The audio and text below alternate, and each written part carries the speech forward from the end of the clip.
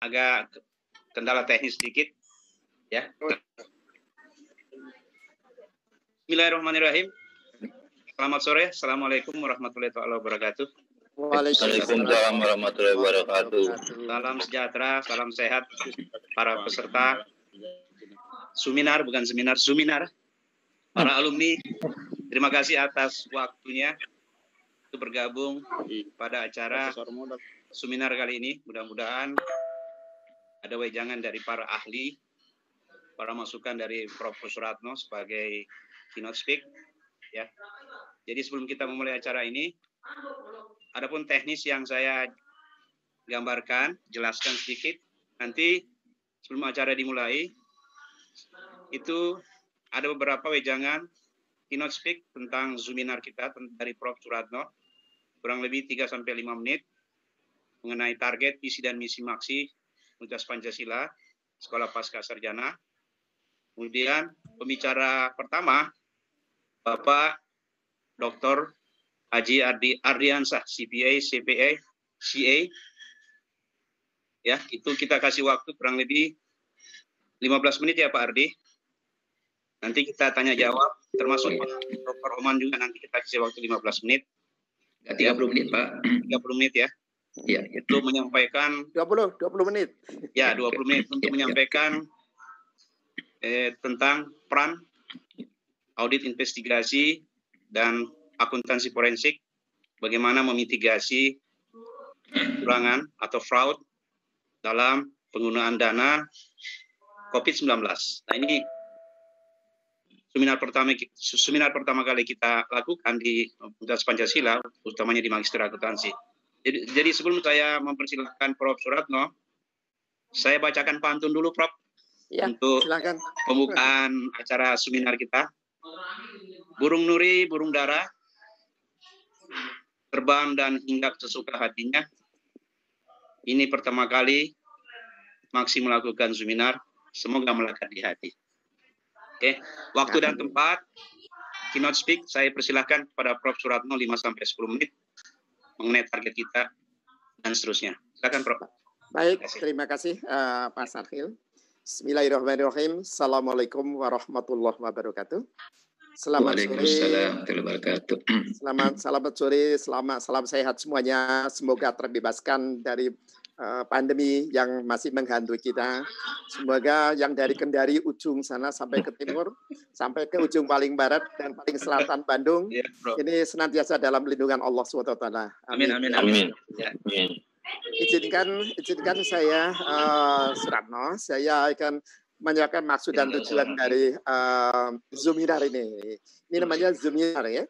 Perlu kami sampaikan bahwa peserta kita pada hari ini pertama adalah dari para alumni Magister Akuntansi, kedua adalah dari para dosen, ketiga adalah dari para pakar dari Asosiasi Badan Permusyawaratan Desa Nasional. Jadi banyak dari BPD nasional gitu juga meliput karena mereka sebagai pembina dari sistem akuntansi pemerintah desa. Jadi mereka juga punya kepentingan sekali sehingga meliput pada hari ini juga. Kemudian juga para dosen di seluruh Indonesia yang sempat mendaftar. Karena ternyata juga banyak yang tidak bisa terdaftar. Lapor ke saya, ini Pak, saya belum bisa, nggak bisa gitu. Barangkali ini sudah full barangkali. Mungkin nanti ada sesi berikutnya begitu. Karena peran audit investigasi ini menjadi hal yang sangat penting dalam rangka menghadapi pandemi yang memakan anggaran cukup luar biasa ya. Ya tentunya ini menjadi hal yang sangat penting bagi para pakar dan sebenarnya saya akan perkenal dulu yang ada di saya ini. Saya akan berikan tentang sedikit profil Magister Akuntansi ya. Nanti saya mengenalkan saja. Kalau yang memang ada keluarga saudara ingin bergabung, kami sangat berharap gitu. Tapi kalau belum juga tidak apa-apa. Nanti saya akan soalnya. Ini terbaca atau tidak, Pak Saril? Terlihat atau tidak? Lihat. Pak Adiansa? Prof. Muncul ya? Muncul terlihat, ya? Ya. Iya. Mohon di slideshow, Prof. Ya. Slideshow ya? Oke. Nampak ya? Prof. Oke, baik. Terima kasih. Jadi saya perkenalkan ini dari kita audit investigasi dan mengeliminasi. Saya bukan hanya sekedar mencegah saja Pak Ardiansyah, tapi mengeliminasi fraud dana kesehatan nih COVID gitu ya. Tentu ini hal yang sangat penting karena ini memakan anggarannya cukup besar barangkali ini ya. Nah ini tentu yang akan kami sampaikan pada hari ini, tentu nanti akan dibawakan oleh dua pakar kami, ada Pak Ardiansyah dengan Pak Oman Rusmana dari Ketua Magister Akuntansi Universitas Jenderal Sudirman Purwokerto ya. Purwokerto nanti akan datang di tengah itu juga. Nah baik, saya kenalkan dulu, ini adalah tentang program studi magister akuntansi. Nah, ini. Jadi nanti para alumni khususnya yang masih ada keluarganya masih tertinggal belum ambil S2, monggo ini kita sementara akan memberikan satu program new opportunity. Jadi kita Universitas Pancasila juga punya peran tentu dalam rangka pada saat COVID ini akan memberikan suatu insentif financial pendidikan ya sekitar 20% dari total biaya, sekitar rata-rata 10 juta ya, 10 juta. Jadi ini tentunya menjadikan hal yang dapat kita ikuti. Program-program yang kami kembangkan di Magister Akuntansi adalah pertama kita akan mendidik tenaga pakar di bidang akuntansi pemerintahan dan pengawasan keuangan negara. Nah, ini itu pengawasan keuangan negara menjadi suatu start ECP yang memang sangat penting sekali ya dan saat-saat sekarang ini ya. Nah, kemudian juga ada auditing dan pelaporan keuangan. Ini tentu kalau sudah ada pengawasan keuangan negaranya, ada auditnya dalam hal pelaporan keuangan. Juga pada sektor perpajakan, ini menjadi hal yang penting, dan akuntansi media dan keperilakuan. Itu ya. Tentu akuntansi keuangan pas modal juga. Dan tidak kurang penting juga adalah akuntansi syariah. Ya, syariah ini juga kembangkan. Saat ini program studi magister akuntansi Universitas Pancasila sudah terakreditasi unggul atau A.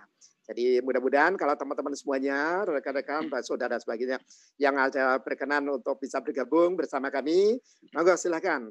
Terutama sekali yang dari ABEDMAS itu Asosiasi Badan Perusahaan Desa. Nanti kita bukan ada kelas khusus tentang akuntansi pemerintahan, pemerintahan daerah dan pemerintahan desa. Ada dua pemerintahan daerah dan desa yang tentu akan mengembangkan badan usaha milik desa. Ini menjadi hal yang penting ya. Karena ke depan akan menjadi hal sangat penting sekali. Ini tentu yang kita harapkan pada Bapak Ibu sekalian ya. Nah ini kita tentu akan menyampaikan hal penting ini tentu nanti dalam hal isu yang kita kembangkan ini ya. Tentu ini pengembangan kejahatan fraud yang cukup besar di Amerika ya mencapai 10%, 170 miliar per tahun ya. Indonesia juga akan mencapai 5%. Tentu ini menjadi hal yang sangat menarik. Ini tentu literasinya nanti Bapak Ibu sudah cukup memahami ya tentang fraud yang sering terjadi. Jadi nanti itu seperti Pak Samsuri tadi dari Rumah Sakit Sulianti Saroso itu nanti kalau mendeteksi terhadap fraud yang sering terjadi itu ada 5 hal tuh Pak Samsuri ya. Itu ada dari false claim, upgrading, unbinding, double claim dan misrepresentasi. Ini 5 hal itu diantisipasi Pak. Ini tentu hal yang penting sekali Pak ya. Nah, ini nanti Bapak bisa kembangkan, bisa nanti ini apa sih yang akan terjadi dalam false? Ini nanti bisa Bapak minta ke saya dikirimkan, Pak ya. Ada manipulasi resume medis, kasus bedah dan sebagainya. Ini juga menjadi hal penting, Pak ya. Ini false claim ini tentu banyak sekali rawat jalan, rawat inap yang sering dimanipulasi. Nah, ini tolong nanti dikembangkan, Pak ya. Kemudian banyak ini, tentu nanti boleh Pak Samsuri pelajari ini dan rumah sakit yang di industri perumahan karena berkaitan dengan dana COVID tentunya nih. Nah, ini nanti juga unbindingnya, ini unbindingnya juga begitu ya. Ada double claim, ada juga terjadi ada misunderstanding yang kita akan kembangkan MICE-nya nih, MICE-nya. Nah, pokoknya Bapak Ibu sekalian nanti yang lain juga nanti bahannya akan kami kirimkan karena ini keterbatasan waktu jadi kami tidak akan jelaskan satu persatu namun nanti bahannya kirimkan. Kalau yang belum jelas satu persatu nanti boleh juga minta ke kami nanti bisa kami kirimkan penjelasan sekaligus gitu ya. Nah, ini image interpretation yang terjadi di rumah sakit kita nih Pak ya. Ini tentu juga menjadi hal sangat penting untuk kita antisipasi dan jangan sampai terjadi fraud yang tidak kita inginkan gitu ya. Nah ini jenis-jenis fraud yang rumah sakit ini sering terjadi Pak ya. Ada upgrading, ada cloning ya dan sebagainya ya. Ini jenis-jenis fraud rumah sakitnya. Nah termasuk unbinding, ada service unbinding. Ini menjadi hal yang perlu diantisipasi Pak Samsuri gitu ya. Sulianti Saroso itu tentu banyak obat-obat yang sangat penting sekali itu ya. Ya baik. Ini jenis fraud rumah sakit Pak ya. Nah ini fraud yang potensial nih proses terjadi penggelapan dana klaim, mengajukan klaim fiktif dan sebagainya. Nah, ini nanti akan dikaji oleh Magister Akuntansi. Ini juga menjadi hal yang penting. Jadi kita memerlukan banyak tenaga akuntansi khususnya di bidang audit akan ditugaskan untuk seluruh pemerintahan desa di Indonesia yang hampir mencapai 83.000 desa di Indonesia, Pak, ya. Jadi sangat penting sekali. Mudah-mudahan setelah new normal itu nanti semua akan berjalan sebagaimana mestinya. Nah, ini tentu yang penting sekali bahwa menyangkut hajat, kenapa harus dicegah dan penting diperhatikan adalah menyangkut hajat itu orang banyak, jumlah anggarannya kesehatan yang semakin meningkat, ya. Setiap tahun sekitar 61,70 triliun itu, ya. Dan kenapa tiap tahun juga defisit juga meningkat? Dananya meningkat, tapi defisitnya juga meningkat. Tentu ada sesuatu hal yang tidak diinginkan harusnya begitu, ya. Nah, besarnya potensi penyimpangan dan fasilitas. Ini tentu nanti diperdalam. Ini kami hanya mencontohkan satu topik saja yang tentang COVID, ya, tentang dana kesehatan, yang tentunya menjadi salah satu topik yang harus kita telah. Nanti secara detail adalah dikembangkan oleh Pak Ardiansyah dan Pak Oman. Secara teknis, analitis, ya, itu nanti akan dibantu oleh dua pakar kita berikutnya. Mungkin itu saja yang sempat sampaikan karena waktu juga yang harus membatasi kita. Maka sekali lagi kami aturan terima kasih atas atensinya. Mudah-mudahan bisa menambah wawasan pengembangan. Dan boleh dikembangkan nanti di grup seminar itu kita tetap berdiskusi, ada berkelanjutan gitu. Berkelanjutan lebih detail lagi begitu. Jadi ini ada bersambung lagi, ya. Mungkin itu saja sementara yang dapat kami sampaikan. Terima kasih. Wabillahi taufiq wal hidayah. Assalamualaikum warahmatullahi wabarakatuh. Waalaikumsalam warahmatullahi wabarakatuh. Prof, Ya. mungkin sekaligus dibuka dulu, Prof. Baru saya mulai. Iya. Buka, Prof. Ya, baiklah Bapak Ibu peserta seminar sekalian yang kami hormati semuanya, kami muliakan. Semoga senantiasa dalam lindungan Allah Subhanahu wa taala. Dan diberikan rahmat Allah supaya kita bisa melaksanakan tugas-tugas yang baik ini demi kemaslahatan kita bersama. Untuk itu barangkali seminar ini secara resmi akan kami buka dengan diawali membaca basmalah. Kita bersama-sama. Bismillahirrahmanirrahim. Assalamualaikum warahmatullahi wabarakatuh. Waalaikumsalam warahmatullahi wabarakatuh. Oke, terima kasih Prof. Baiklah, Prof. Terima kasih atas waktu dan kesempatannya telah membuka acara seminar. Selamat datang, Pak Oman. Apa kabar, Pak? Baik, Pak. Alhamdulillah sudah bisa bertemu. Alhamdulillah. Ini Pak Oman, mungkin pembicara pertama mungkin Pak Ardiansyah secara general tentang investigasi dana COVID, nanti teknisnya ke Bapak tentang bagaimana mitigasi melalui sistem ya Pak ya, dan pencatatan tentang dana COVID.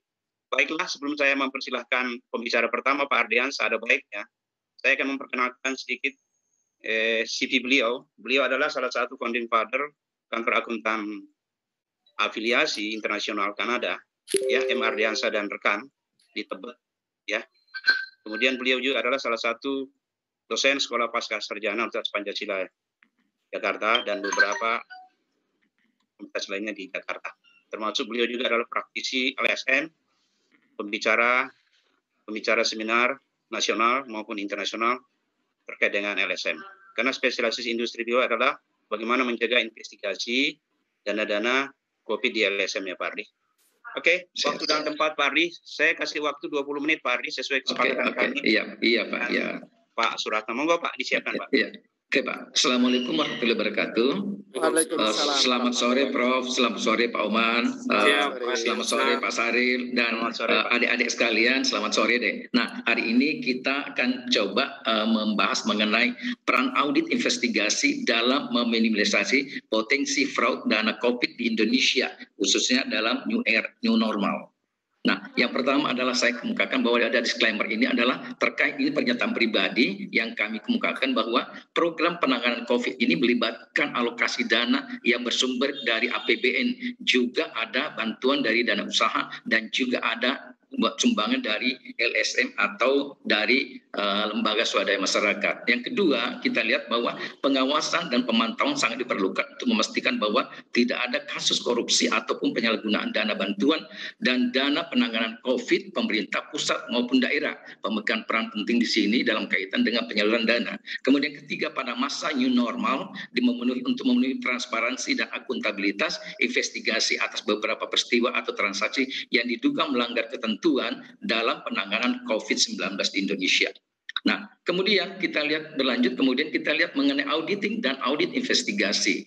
Auditing, kalau kita lihat sini, saya refresh kembali, ada 4 hal yang kita perlu perhatikan. Yang pertama adalah auditing adalah proses mengumpulkan bukti transaksi dan informasi. Yang kedua adalah mengukur transaksi dan kejadian. Yang ketiga adalah mengevaluasi suatu transaksi dan kejadian ekonomi. Keempat adalah melaporkan sesuai dengan ketentuan dan standar yang untuk pengambilan keputusan ekonomi. Sedangkan audit investigasi ini merupakan kegiatan dalam kaitan dengan mengumpulkan fakta dan bukti-bukti yang diterima. Yang kedua adalah dapat diterima oleh sistem hukum yang berlaku. Tujuannya adalah untuk mengungkapkan adanya kecurangan, di mana audit investigasi tersebut akan ditindaklanjuti dalam kaitan dengan kasus mengenai adanya proses atau hukum atau litigasi dalam kaitan dengan kasus-kasus kecurangan.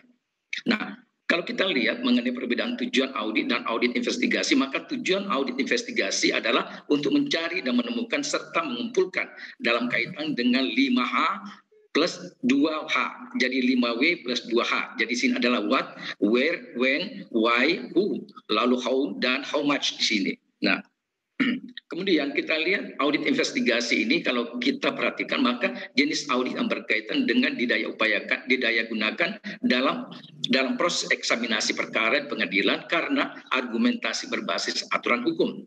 Nah, sinergi antara auditing, akuntansi, dan hukum untuk mencari dan menemukan untuk mengumpulkan alat bukti hukum.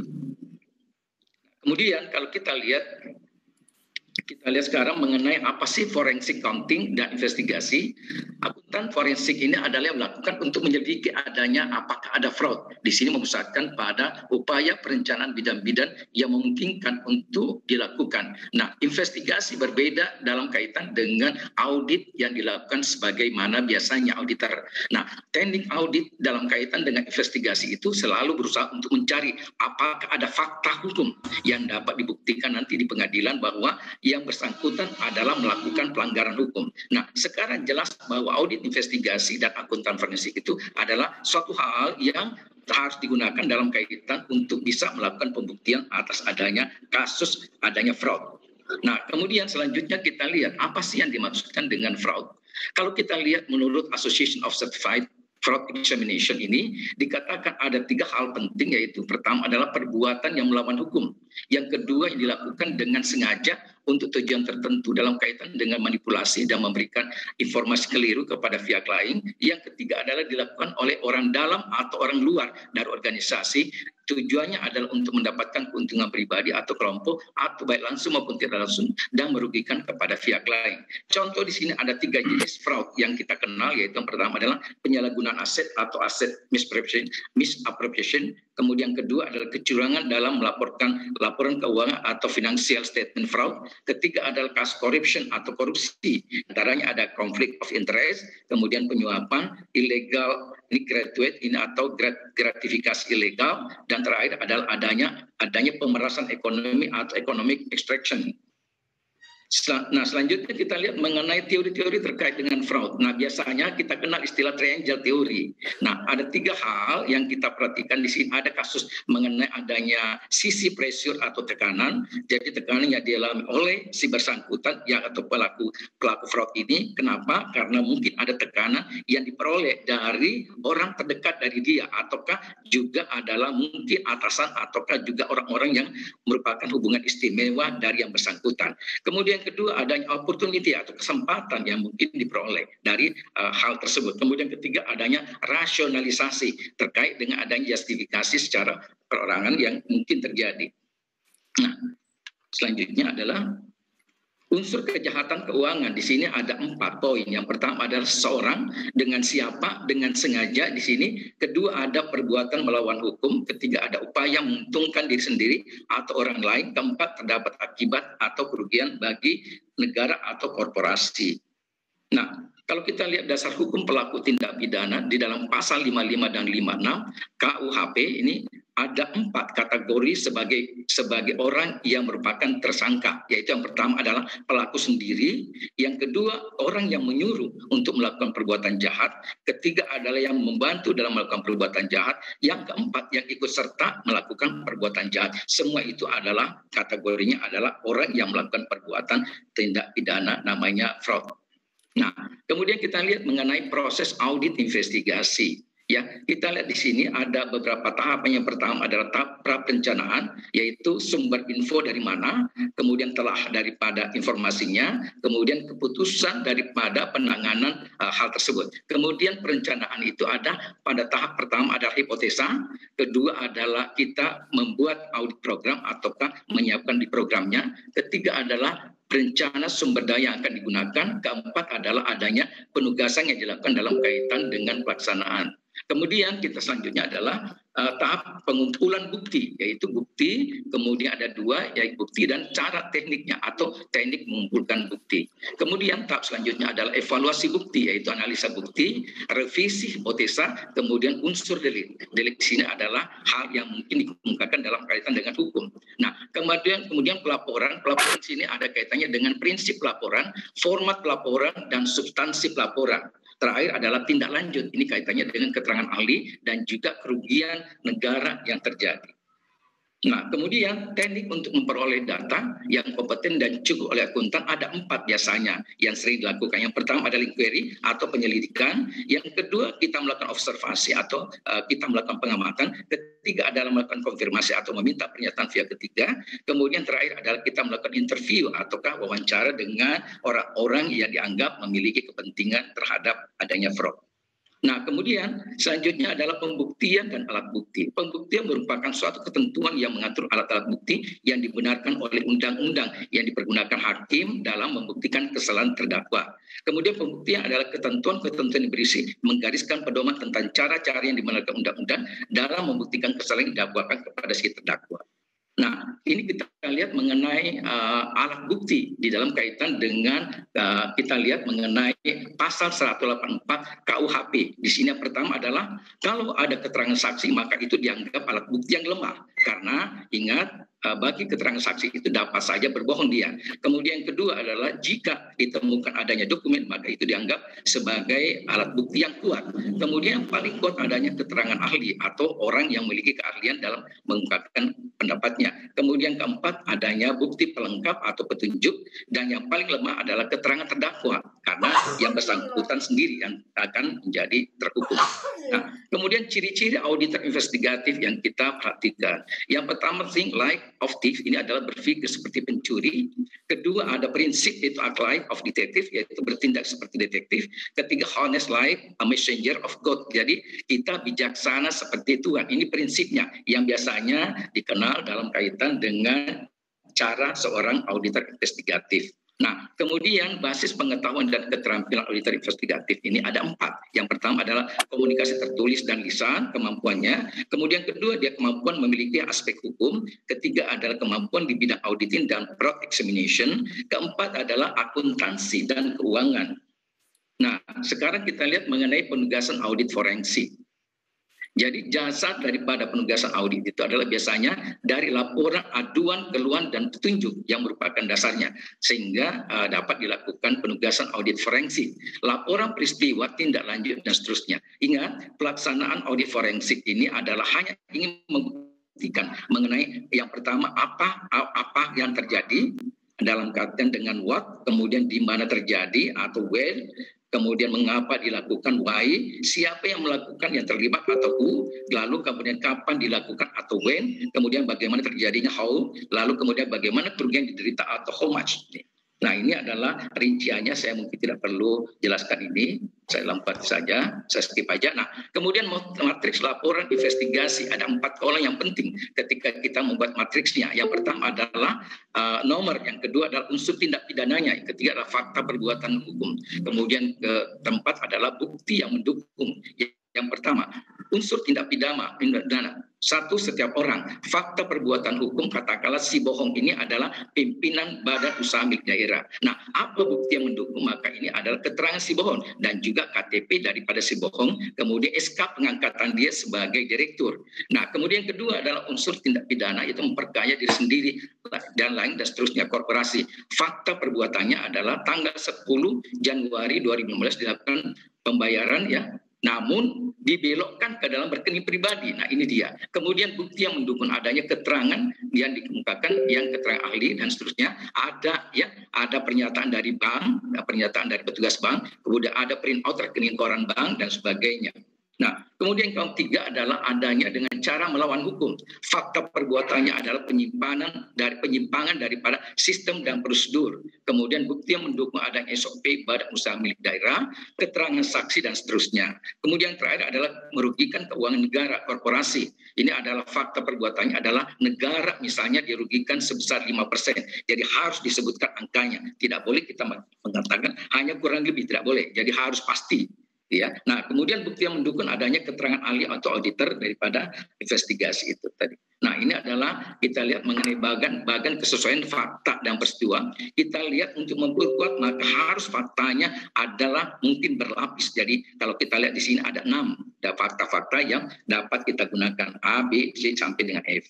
Kemudian kerugian keuangan negara atau korporasi ini kalau kita lihat salah satu dari 3 unsur tindak pidana korupsi dan penggelapan dalam korporasi adalah kerugian keuangan negara. Kemudian secara normatif meminta hasil perhitungan kerugian negara atau PKKN atau penggelapan harus berkriteria nyata dan pasti jumlahnya.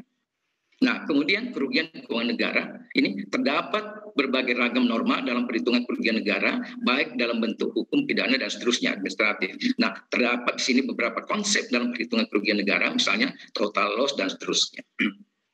Nah, ini adalah kaitan dengan biasanya perkara di pengadilan ketika dilakukan sidang pengadilan. Nah, biasanya siapa saja, maka ada 4 biasanya subjeknya yang terlibat. Yang pertama adalah pengacara misalnya mengatakan dan tersangka menyatakan bahwa tidak, saya tidak korupsi, nah atau nol korupsinya. Oke, kemudian untuk selanjutnya ditugaskan kepada auditor, silakan auditor periksa. Nah, setelah auditor memeriksa ternyata ditemukan bahwa ruginya 700 juta. Nah, kemudian jaksa penuntut umum menuntut dia 1 miliar, Pak, kerugian negara yang terjadi. Nah, dari situ prosesnya kemudian akhirnya hakim memutuskan bahwa kerugian negara hanya 600 juta. Nah, iya, iya. Nah, kemudian kita lihat mengenai laporan perhitungan. Nah, ini adalah caranya adalah perbuatan yang dilakukan pelaku nyata dan seterusnya ya dapat dibuktikan bahwa pelaku melakukan dengan sengaja. Jadi ada aspek sengajanya. Nah, kemudian juga dapat dihitung berapakah kerugian yang terjadi atau dapat dihitung kepastiannya. Nah, kemudian perhitungan kerugian negara ini ada hal yaitu berkurangnya keuangan korporasi negara yang disebabkan oleh suatu tindak melanggar hukum baik sengaja ataupun lalai atau pembiaran. Jadi ada 3 hal yaitu sengaja, lalai dan pembiaran. Kemudian besarnya jumlah kerugian negara ini adalah jumlah data dan informasi yang diperoleh berdasarkan hasil perhitungan yang dilakukan. Nah, kemudian kita lihat persesuaian antara perbuatan dan peristiwa. Jadi ketika terjadi maka kita lihat jumlah kerugian keuangan korporasi. Nah, kemudian dinyatakan dalam bentuk hukum yaitu pro justisia. Nah, kemudian peristiwa atau fakta proses yang terjadi. Nah, terakhir adalah perbuatan unsur melawan hukumnya apa saja. Nah, ini. Kemudian ini adalah program prioritas penanganan COVID-19 dari Departemen Keuangan. Kalau kita lihat ada 3 hal, yaitu pelanggaran anggaran negara diprioritaskan untuk pertama adalah menjamin kesehatan dan keselamatan, memastikan perlindungan dan jaring sosial, kemudian perlindungan terhadap dunia usaha. Kedua adalah pada masa tanggap darurat pandemi COVID-19. Di sini tujuannya adalah difokuskan pada usaha memeriksa bagi korban peningkatan kapasitas rumah sakit, kemudian ketiga tersedianya obat-obatan dan alat-alat kesehatan. Kemudian total tambahan belanja dan pembiayaan dalam kaitan dengan dana COVID yang disiapkan adalah sebesar 405,1 triliun. Besar sekali. Nah, angkanya itu bidang kesehatan 75 triliun, perluasan jaring pangan sosial 110 triliun, dukungan industri dalam kaitan dengan stimulus perpajakan dan stimulus dari pegawai usaha rakyat ada 70,1 triliun, pembiayaan program pemulihan ekonomi nasional 150 triliun. Nah, kemudian program prioritas penanganan COVID-19 di sini, anggaran atau instrumen fiskal tetap dikelola dan terdampak dalam kaitan dengan jangka panjang, kaitannya dengan usaha bagaimana dapat terpenuhinya kecukupan pangan, menggerakkan kembali perekonomian yang melambat. Lalu kemudian Kementerian Keuangan berkolaborasi dengan gugus tugas penanganan COVID-19, kementerian lembaga mengatasi masalah dan mengajak seluruh pemangku kepentingan untuk ikut berkontribusi dalam mendukung langkah-langkah pemerintah. Nah, ini adalah gambaran daripada anggaran dana COVID ini. Saya ini aja. Kemudian ini adalah kaitannya dengan fokus daripada pemerintah dalam kaitan dengan itu. Lalu ini adalah cara ketika ada bantuan atau dana daripada badan usaha atau di sini NGO atau lembaga sosial dan seterusnya. Dan itu adalah di bawah pengelolaan dari Badan Penanggulangan Bencana Nasional, jadi atau BPN. Nah, kemudian kita lihat sekarang ini adalah berkaitan dengan potensi fraud penanganan program COVID-19. Perbuatan yaitu satu, menimbun sembako, kedua adalah menimbun alat medis esensial, ketiga adalah mengirimkan informasi palsu. Tujuannya adalah untuk mencari data masyarakat berkaitan dengan fraud. Untuk membuktikan perbuatan benar atau tidak, maka harus dilakukan investigasi. Tidak boleh kita hanya mengatakan ada fraud tapi tidak ada investigasinya. Oke, potensi fraud mungkin akan berkembang dan perhatian pengelolaan daripada anggaran yang ada di Indonesia. Nah, kemudian pemerintah mengucurkan dana di sini barangkali. Nah, potensi fraud dapat terjadi karena belum diketahuinya kenapa. Diketahuinya mekanisme pasti pemanfaatan dana selama dan setelah pandemi. Belum adanya mekanisme pengawasan, yaitu memastikan bahwa penggunaan dana sesuai dengan peruntukannya dan juga dapat membuat anggaran rentan untuk dicurangi. Nah, kemudian potensi yang dikemukakan dalam kaitan dengan KPK menyatakan bahwa ada 4 hal-hal yang mungkin harus diperhatikan. Yang pertama adalah pengadaan barang dan jasa, pengelolaan sumbangan pihak ketiga, kemudian realokasi anggaran, penyelenggaraan bantuan sosial atau bansos. Kedua adalah dalam pengadaan barang dan jasa ada potensi kolusi dalam kaitan dengan markup harga. Jadi harga di markup. Kedua adalah adanya kickback atau semacam komisi kembali yang diterima oleh katakan orang-orang tertentu, kemudian benturan kepentingan atau konflik of interest, kemudian adanya fraud atau kecurangan yang terjadi. Nah, ketiga dalam hal sumbangan yang diberikan pihak ketiga ada dan telah terjadi kesalahan dalam kaitan dengan pencatatan penerimaan, misalnya penyelenggaraan bantuan yang menyimpan dari yang seterusnya, penyelewengan bantuan dan seterusnya. Kemudian dalam penyelenggaraan bansos di daerah terdapat potensi keuangan, di sini kita lihat kecurangan pendanaan daripada pemerintah dalam kaitan dengan belanja barang dan jasa dan seterusnya. Nah, kemudian yang kelima adalah dalam proses realokasi APBN. Kita lihat bahwa di sini ada celah mungkin dalam kaitan dengan kecurangan yang terjadi, ya. Kemudian Forum Indonesia untuk Transparansi Anggaran menyatakan bahwa potensi korupsi ada 3, yaitu yang pertama saat pemerintah menggelontorkan dana bantuan untuk warga, ya. Kedua adalah bantuan langsung tunai BLT yang sudah diwajibkan dalam anggaran. Kemudian ketiga adanya anggaran pendapatan belanja daerah biasanya. Kemudian kita lihat selanjutnya adalah KPK akan mengambil tindakan dalam kaitan dengan melakukan tindakan hukum terhadap pelaksana atau pelaku korupsi. Nah, ini adalah pedoman new normal sebagaimana yang kita lihat bahwa aktivitas new normal yang kita ketahui atau perubahan perilaku ini ada 7 hal yang biasanya. Yang pertama adalah ketika saat kita keluar dari rumah dan kembali lagi ke rumah, apa yang harus dilakukan? Di antaranya misalnya menjaga kebersihan, mencuci tangan dan seterusnya. Nah, sewaktu menggunakan transportasi umum, apa yang harus dibawa itu paling tidak kita membawa hand sanitizer. Nah, jaga jarak jika memungkinkan antar penumpang ini. Ketiga adalah selama bekerja di kantor kita ada physical distancing, ini adalah kita menjaga jarak antar misalnya meja dan seterusnya. Nah, kemudian hal prinsip adalah jika kita sakit maka kita dapat minta izin atau bekerja dari rumah saja. Nah, kemudian ketika kita berbelanja misalnya kita, maka kita harus tetap sama dengan yang tadi yang saya kemukakan bahwa harus menjaga jarak, physical distancing ini. Kemudian kita lihat mengenai ketika kita berbelanja secara online mungkin akan lebih aman, namun demikian beberapa syarat-syarat ketika membutuhkan pelayanan kesehatan juga ada ketentuan-ketentuan yang harus kita lakukan. Ya. Nah, kemudian audit investigatif berkaitan dengan usaha meminimalisasi fraud dana program penanganan COVID. Ada hal, yaitu 1, perlu adanya sosialisasi massal mengenai bentuk-bentuk potensi fraud yang mungkin berkembang selama terjadinya pandemi COVID-19 di Indonesia. Fraud daripada risk awareness ini adalah perlu dibangun untuk mencegah berbagai pihak terjerumus melakukan fraud atas dasar ketidaktahuan. Kedua, adanya kebijakan perlu bersegerakan. Ketiga, mekanisme pemanfaatan anggaran yang mudah dipahami. Keempat, saat ini Komisi Pemberantasan Korupsi akan melakukan atau menyiapkan rambu-rambu yang melarang daripada pelanggaran aspek pengadaan barang dan jasa yang melanggar kepada ketentuan. Nah, kemudian selanjutnya adalah lembaga kebijakan pengadaan barang dan jasa sudah mengeluarkan SK dalam hal ini adalah SE Surat Edaran dalam nomor 3 tahun 2020 tanggal 23 Maret tahun 2020 mengenai mekanisme penempatan daripada anggaran dalam barang dan jasa. Kemudian kelima, perlu dibuat sarana pengaduan terpadu untuk melaporkan dugaan kecurangan terjadi. Kemudian ini biasanya dilakukan dalam kaitan dengan laporan ke polisi, yaitu ke Polsek atau Polres terdekat.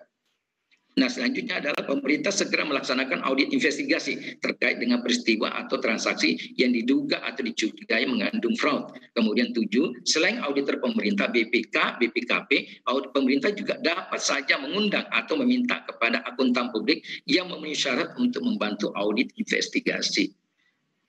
Nah, ini demikianlah barangkali materi yang saya sampaikan sebagai ilustrasi daripada apa yang kita seminarkan hari ini. Demikian Pak Saril. Terima kasih. Wassalamualaikum warahmatullahi wabarakatuh. Waalaikumsalam warahmatullahi wabarakatuh. Waktunya tepat ya Pak, tidak kurang sesuatu apapun. Baiklah, kita langsung dulu pertanyaan kedua sebelum kita tanya jawab Bapak Ibu. Ini nggak kalah menariknya materi yang kedua disampaikan oleh Bapak Dr. Oman, akuntansi CPA, ya. Beliau adalah, saya perkenalkan dulu Pak Oman ya, mohon ya, dikoreksi Pak kalau salah Pak Oman. Ya, siap. Beliau adalah dosen tetap Magister Akuntansi Universitas Sudirman ya, Jenderal Sudirman. Kaprodinya. Dan Kepala Magister Akuntansi. Ya. Ya, Fakultas Ekonomi Universitas Jenderal Sudirman, Purwokerto. Punya kantor akuntan ya Pak di Jawa Tengah ya Pak? Ya belum Pak, masih ya. Masih partner ya Pak ya di salah masih satu. Partner. Yeah. Tapi sudah sih. Alhamdulillah. Beliau adalah salah satu partner juga kantor akuntan publik yang ada di Jawa Tengah. Dan tidak kalah menariknya materi yang diberikan dengan judul peran data analitis dalam audit investigasi dan bisnis intelijensi dalam proses akuntansi. Ini cukup menarik Bapak Ibu. Saya juga baru mendapatkan materi ini ya dan ini menyimak. Monggo Pak Oman, kita kasih waktu 20 menit. Baik. Assalamualaikum warahmatullahi wabarakatuh. Waalaikumsalam. Alhamdulillahirrahmanirrahim. Assalamualaikum warahmatullahi wabarakatuh. Mohon maaf izin Pak, kami mau share dari screen. Pak Ardi ditutup dulu Pak Ardi. Ya Pak, ya siap Pak, siap. Ya, siap. Tutup dulu Pak Ardi.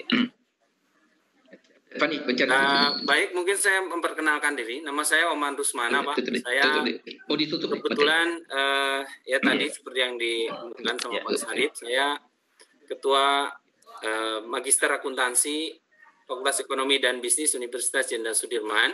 Ya, yang memang yang sebelumnya adalah ketua jurusan gitu. Jadi cuma pindah ke sini dan sebetulnya tidak asing dengan Universitas Pancasila karena beberapa tahun pernah mengajar di sana, cuma karena kesibukan sehingga tidak bisa bersilaturahmi lagi ke sana gitu. Iya Pak ya. Yang akan datang. Baik. Oke, baik insya Allah. Baik Bapak Ibu sekalian, saya akan memperkenalkan suatu tema ya di sini. Ya, tema yakni yang berkaitan dengan peran data analitik dalam audit investigatif dan bisnis intelijen dalam proses akuntansi. Bapak Ibu sekalian, saya mohon maaf sekali ya karena mungkin kita tidak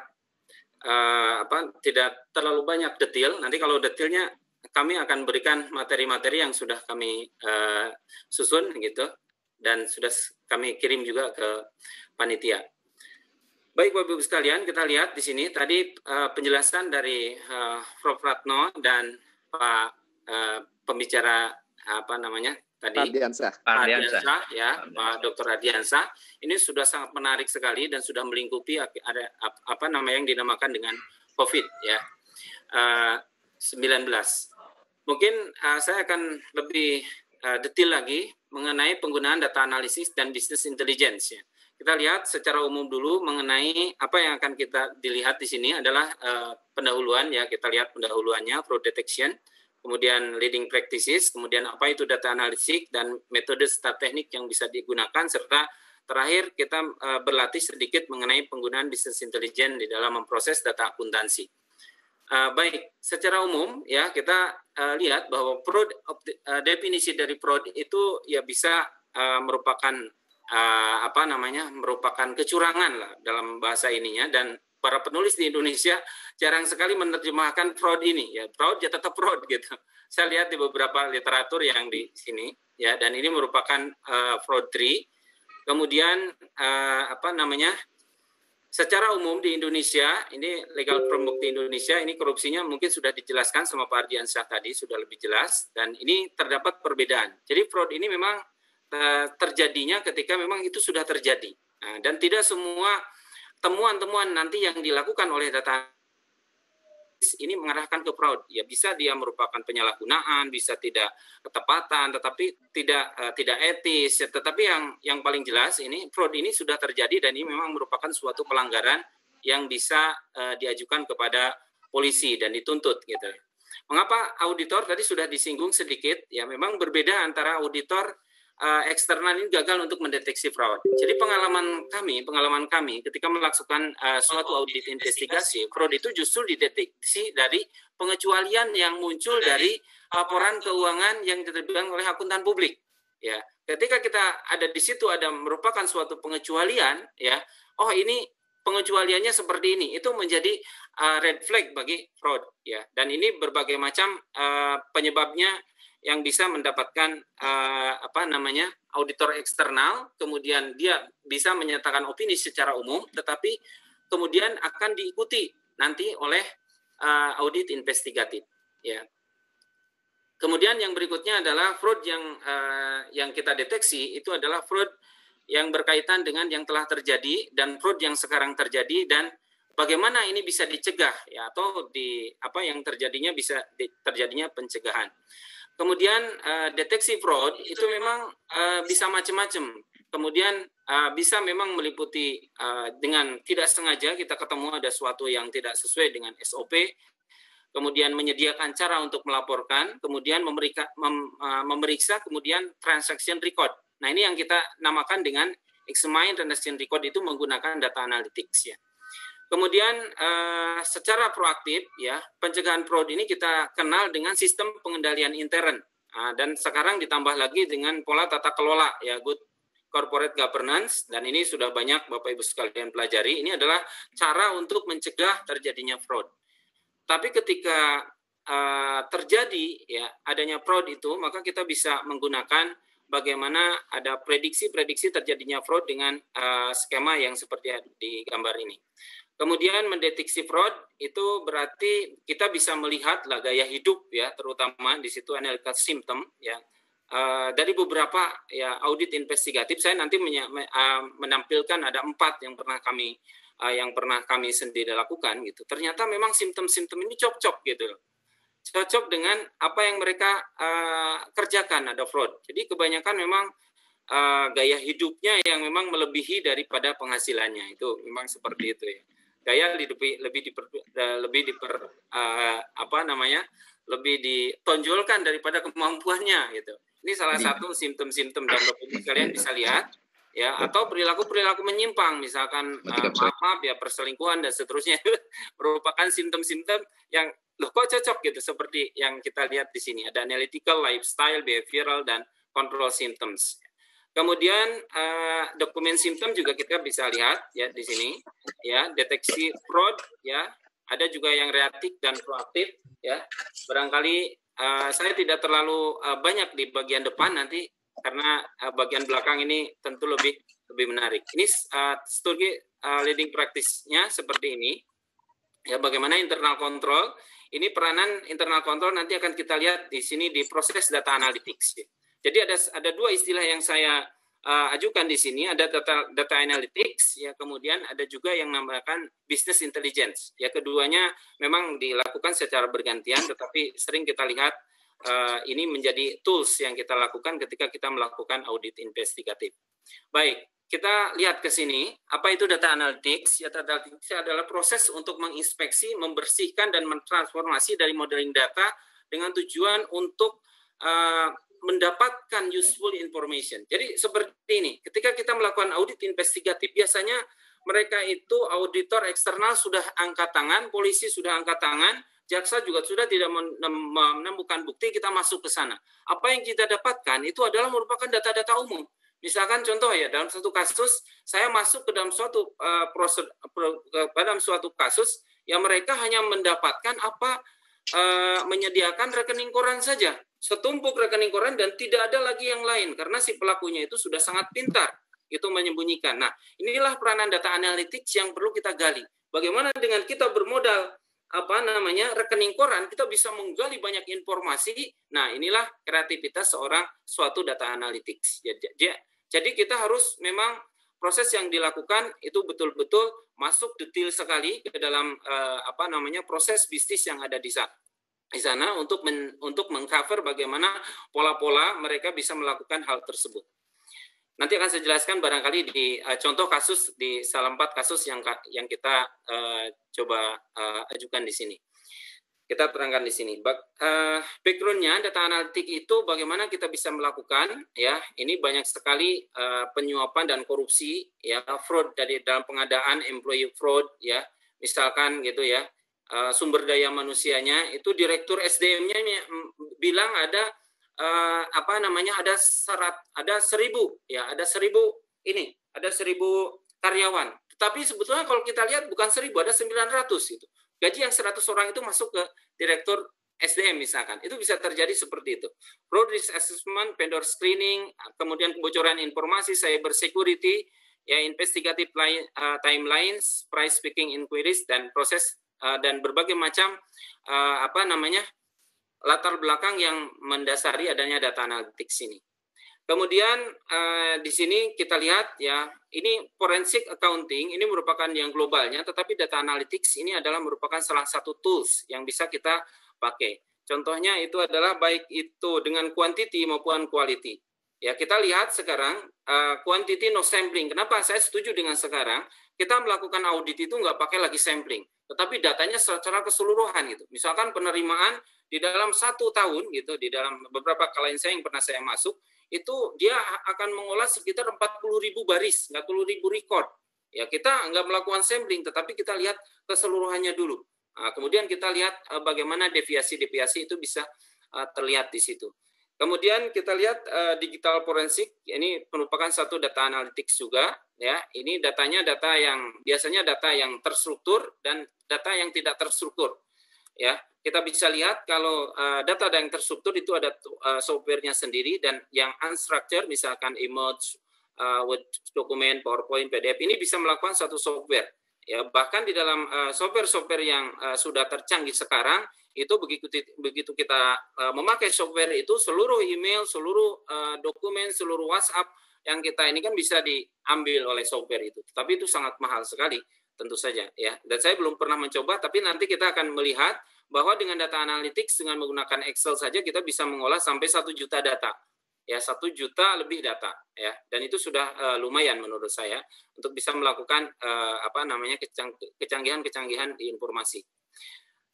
Kemudian ini misalkan software-software yang bisa dipakai Bapak Ibu sekalian, tapi kita menggunakan yang sederhana saja, misalkan dengan menggunakan Excel ya. Excel dengan menggunakan pivot table, nanti akan saya tunjukkan bagaimana pivot table bisa digunakan. Dan sebetulnya memang mohon maaf ini jamnya karena keterbatasannya waktu, saya akan memberikan contoh-contoh saja, tidak bisa detail. Ya mungkin nanti insya Allah bahan-bahannya kalau memang perlu dijelaskan, saya akan menjelaskan bagaimana kita melakukan data itu ya di dalam contoh-contoh kasus. Definisi hipotesis, kita berpikir berkreatif ini bagaimana caranya mengungkap data gitu ya. Tadi ketika kami mendapatkan setumpuk rekening koran, apa yang kami lakukan? Kami menyalin seluruhnya rekening koran itu ke dalam Excel, sehingga kita bisa menyatakan perhitungannya tepat dan seterusnya. Apa yang kami lakukan lagi? Kita membandingkan, karena waktu itu karena fraudnya di lembaga pendidikan, saya ingin mengerti bagaimana aturan-aturannya. Kita cek keseluruhannya. Kemudian bagaimana jumlah mahasiswanya, cocok apa enggak? Kita melakukan mapping satu persatu, dan itu mencapai lama itu. Kalau saya pas kayak asisten dua orang aja mencapai 3 bulan harus membuat kesimpulan seperti itu. Ya, untuk membuktikan bahwa memang ada kesalahan di situ. Ya, dan memang kita bisa temukan gitu. Waktu itu mereka menyangka bahwa uangnya masuk ke situ semua, ke rekening itu semua. Tetapi kita teliti ternyata tidak. Ya, hanya 70% yang ada di situ, dan yang 30%-nya dia umpetin di tempat lain. Wah, itu luar biasa Pak, data analitik itu. Dan kita bisa membuktikan bahwa memang itu terjadi. Dan ini peranannya sangat penting untuk pembuktian sampai di berita acara, sampai kita ke kejaksaan langsung ke di wawancara di depan sidang seperti itu. Ini merupakan satu hal yang menarik. Kemudian deteksi fraud menggunakan data analitik itu ya kita memang harus ada kreatif, harus bisa menghubungkan satu dengan yang lain, menyusun, mengklasifikasi, melakukan clustering, dan kita bisa melakukan visual data analytics ya. Sampai saya di dalam suatu suatu kejadian, suatu pembuktian itu membuat membuat alur yang dicetak di dalam ukurannya 1,5 kali 3 meter itu gambarnya sampai di seperti itu. Divisualisasikan agar kita mendapatkan kejelasan seperti ini. Ini contohnya visual data analytics ya, yang ini star scheme, tapi ada juga yang beberapa ini tergantung dari kreativitas kita menggunakan visualisasi dari angka-angka itu dan nanti akan mengerucut kemana dia larinya si itu. Dan satu hal lagi Bapak Ibu sekalian, kita sering melupakan ya basis kas ya. Dan merasa basis akrual itu memang kita sudah hebat. Tapi sebetulnya di dalam proses audit investigatif yang kita gunakan itu adalah sebetulnya basis kas dulu. Ya, basis kas dulu kita maksimalkan, nanti akan kita tarik kalau datanya memungkinkan kepada basis akrual. Ini contohnya bagaimana kita melihat ERP system, ya kita mengambil suatu data. Contohnya kami ERP system itu bisa macam-macam ya. Bisa kalau yang sederhana itu adalah point of sales ya, point of sales tadi mungkin saya cerita sedikit. Saya mengaudit satu toko besi. Toko besi itu memang laporannya tiap bulan ada, tapi dia dia itu rugi terus-menerus. Akhirnya kami ambil itu data-data yang ada di komputer, kami cloning dan kita cek. Wah, ternyata ya memang banyak sekali hal-hal yang diselewengkan baik dari prosedur dan seterusnya. Ya pemiliknya mungkin menyatakan oh ya memang sudah terjadi, dia merupakan kesalahan sistem yang tidak dibangun dengan baik. Baik, kemudian ada artificial intelligence, sekarang datanya big data ya, kemudian juga kita analisis menjadi suatu pembuatan keputusan.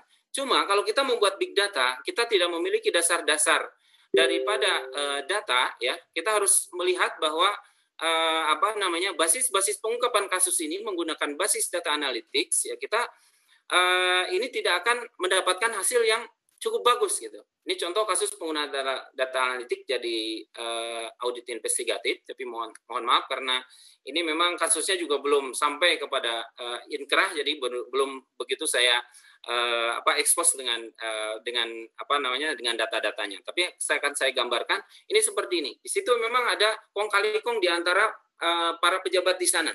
Ya, dari pejabat di dalam kasus ini. Ada kong kali kong, tetapi penggunaan data analitik itu sampai semua data dalam kasus ini itu sudah tidak ada, dia sudah dihancurkan ya dengan sehancur-hancurnya. Dia sampai mengorbankan anak buahnya masuk penjara juga gitu ya. Seperti itu. Memang luar biasa ya, kayak cerita sinetron, tapi ini real terjadi seperti itu dan kita masuk dengan menggunakan data analitik ini untuk mengungkap kasus ini menjadi kasus yang benar-benar menarik gitu. Kemudian kasus 2, ini ada juga sebuah organisasi internasional, kami coba masuk ke situ dan kita juga menggunakan data analytics dan ya kalau ini tidak selesai sampai di pengadilan. Kemudian yang ketiga, ini selesai sampai tahap manajer dan dianggap sebagai sedekah gitu ya dari pemiliknya gitu. Kemudian yang keempat, yang ini juga sama ya, persyarikatan terbesar kami mencoba masuk, ini juga kalau ini kecil ya.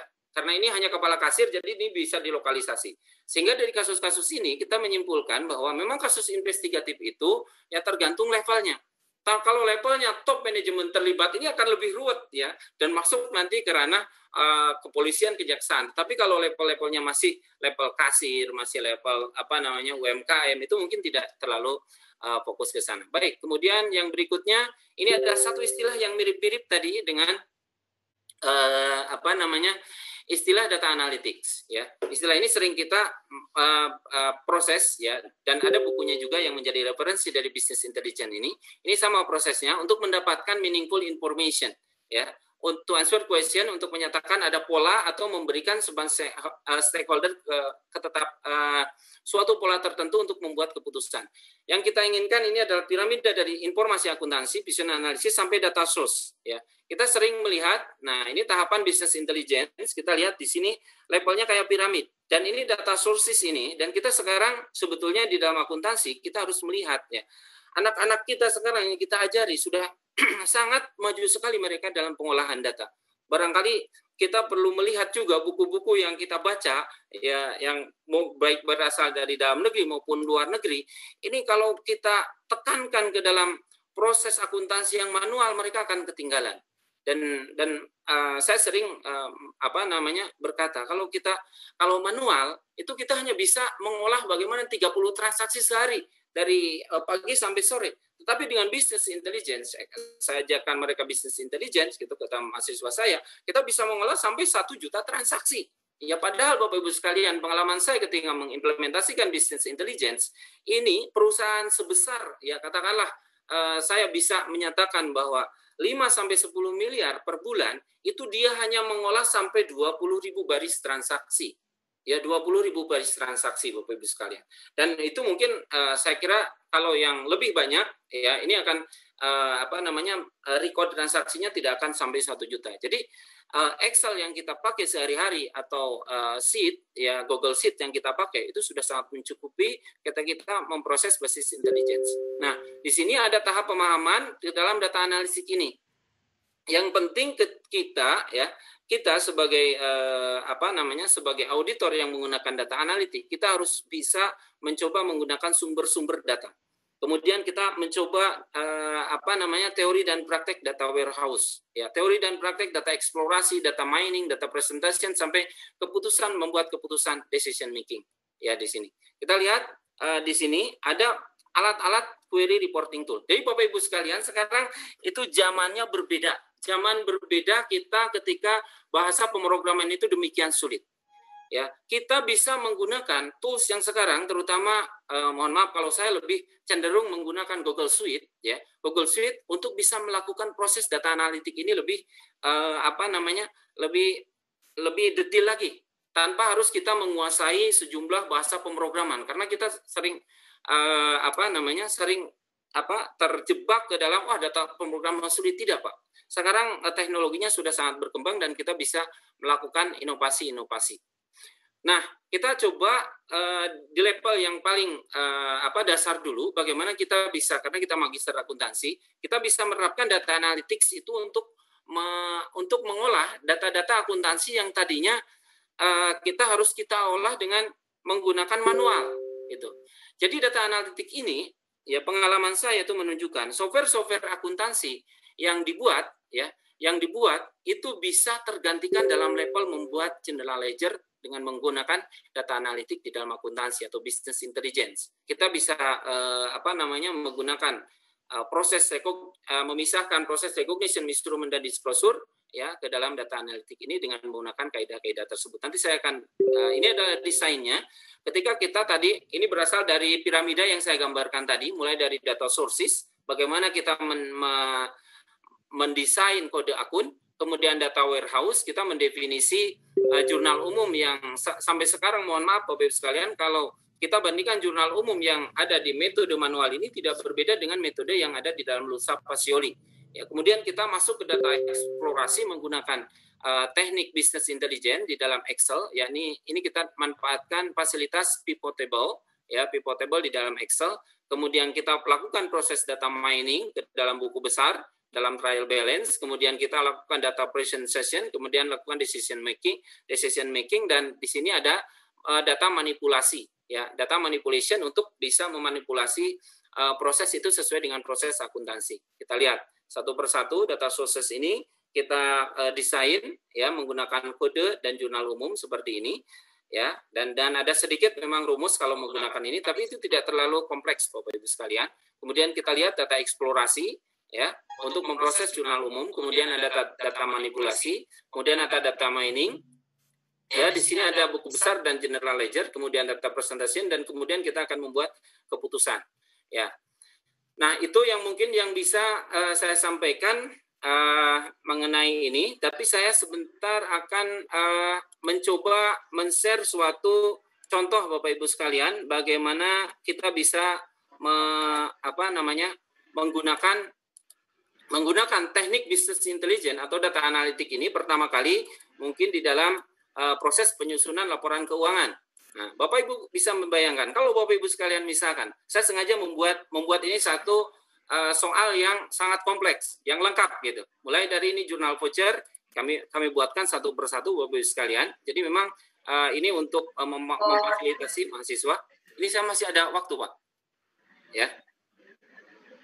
Kemudian ada pedoman sistemnya, ya, yang ini juga monggo Bapak Ibu sekalian saya dikasihkan nanti sebagai bahan ini.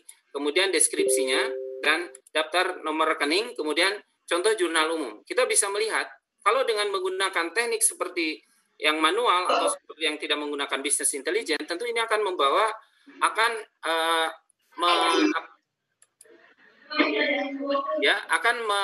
akan membuat waktunya makin lama. Tetapi dengan menggunakan business intelligence, ya, kita ini akan lebih mudah untuk membuat misalkan buku besar. Ya, contohnya kami eksekusi sekarang, ya, kita menggunakan contoh di sini, ya. Ini adalah salah satu cara. Ini adalah contoh kami menggunakan pivot table. Ini adalah salah satu contoh dari penggunaan business intelligence yang ada di Excel. Ya, kita menggunakan pivot table di sini, ya. Kita coba membuat buku besar aja dulu, ya. Nah, ini seperti ini, ya, kita mengolah seperti ini, ya, dan kita adakan new worksheet, ya, seperti itu, ya. Kita akan melihat di sini, ini sangat sangat mudah untuk dipraktekkan. Kita coba akan melihat contohnya dari data ini, membuat neraca saldo saja. Neraca saldo itu sangat mudah sekali, ya. Kita buat di sini kodenya, kemudian nomor rekeningnya, ya, kita nanti buat, ya. Kemudian kita lihat ini transaksi debit dan kredit. Ini sudah membuat neraca saldo ini bisa kita anggap sebagai suatu neraca saldo. Padahal Bapak Ibu sekalian, kalau kita memproses data ini dengan menggunakan, ya, dengan menggunakan data-data yang konvensional, kita harus entry ke berbagai macam software. Yang softwarenya juga tentu saja kita harus beli, dan ini dan harganya juga, ya, walaupun sekarang murah, tetapi tetap kita sebagai akuntan tidak bisa mengontrol bagaimana software itu bekerja. Ya, kalau kita memahami business intelligence secara bagus, maka insya Allah kita bisa sangat memahami ini, ya, sangat memahami proses ini. Bapak Ibu sekalian, ini contohnya, dan kita bisa juga contohnya ini membuat neraca saldo. Kita katakan ini neraca saldo, ya. Kita coba membuat buku besar, Pak Ibu sekalian. Buku besar ini sangat mudah kalau dengan menggunakan ini, ya, dengan menggunakan model business intelligence di sini. Saya contohkan ini, kita buat buku besar aja, buku besar, ya. Kita lihat buat buku besar, kita tinggal menggerak-gerakan ini, ya. Misalkan di sini nomor rekeningnya ke sini, ya. Kita itu di sini, ya. Kemudian keterangannya kita masuk di sini, ya. Ini saya betulkan sedikit, ya. Ini kita sudah bisa membuat buku besar, Bapak Ibu sekalian tuh. Buku besarnya sudah jadi, ya. Buku besar ini sudah jadi, ya. Sudah jadi. Apalagi kalau kita tambahkan dengan fill-fill yang lain. Nah, ini contoh dari penggunaan bagaimana kita menggunakan data analitik atau business intelligence itu untuk bisa memecahkan. Dan Bapak Ibu sekalian, kita mengolah 69 baris sama dengan mengolah 20.000 baris itu sama, ya. Kalau dengan data analytics ini sama jumlahnya, cuma sekitar 15 menitan kita beres bisa membuat balance sheet dan seterusnya. Ini kalau kita tidak mengerti bagaimana proses ini kan kayak magic, ya. Ini kayak magic, tetapi sebetulnya tidak. Ini merupakan sesuatu hal yang memang difasilitasi, ya. Bisa Bapak Ibu sekalian, contohnya kami membuat di sini. Ya, data analytics ini kok ini tidak ada, ya. Ya, kita bisa membuat ini satu persatu secara otomatis, gitu. Secara otomatis bagaimana kita bisa membuat laporan keuangan. Nah, jurnal buku besar aja kita bisa membuat secara otomatis ini dengan cara yang lengkap, begitu. Ya, ini contoh kami, nanti kita kasih contoh bagaimana membuat buku besar, ya, dari sekian banyak. Nah, ini saya contoh dengan menggunakan satu option, ya. Misalkan ini membuat per akunnya. Ibu Bapak sekalian, ini langsung kita bisa membuat buku besar secara otomatis. Ya, secara otomatis dengan menggunakan teknik business intelligence atau teknik data analitik ini. Nah, dari pemahaman-pemahaman seperti itu, data analitik ini dari keterampilan-keterampilan yang kita dapatkan dari berlatih, ya, maka kita bisa menggunakan proses-proses ini untuk bisa mengungkap, ya, bagaimana pola-pola yang terjadi ketika kita mendapatkan suatu kasus gitu, suatu kasus di dalam kasus audit investigatif seperti ini. Jadi ini sekedar penjelasan singkat bahwa memang ada teknik-teknik yang bisa kita gunakan, bahkan data analitik itu bukan hanya kita gunakan untuk bisa ya mengungkap suatu kejahatan, bahkan dalam akuntansi pun kita bisa mengubah cara pandang yang tadinya sulit kita, atau kita bisa mengajarkan dengan Bapak Ibu sekalian, kalau mengolah misalkan 1000 transaksi harus pakai software, tidak. Ya, bahkan beberapa klien-klien saya yang saya mencobakan pelatihan, mereka itu senang gitu karena tidak harus membeli software akuntansi, hanya kita pelatihan saja, ya, pelatihan dan mereka dibuatkan suatu dokumen yang lengkap seperti ini. Kita membuatkan sistem jurnal vouchernya kepada UMKM, kemudian kita buatkan pedoman sistemnya, kita training mereka dengan bagus dan mereka bisa menghasilkan informasi laporan keuangan.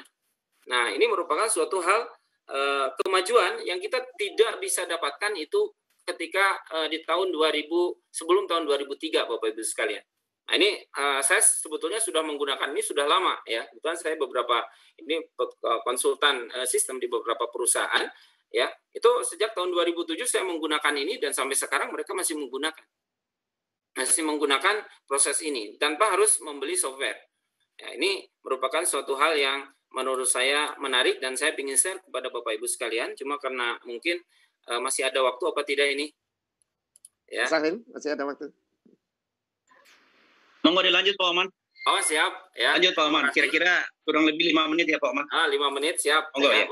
Baik Bapak Ibu sekalian, ya. Kalau saya harus memproses satu persatu tentu lama. Ya, ini saya sertakan yang sudah jadi Bapak Ibu sekalian. Ya, ya. Yang sudah jadi.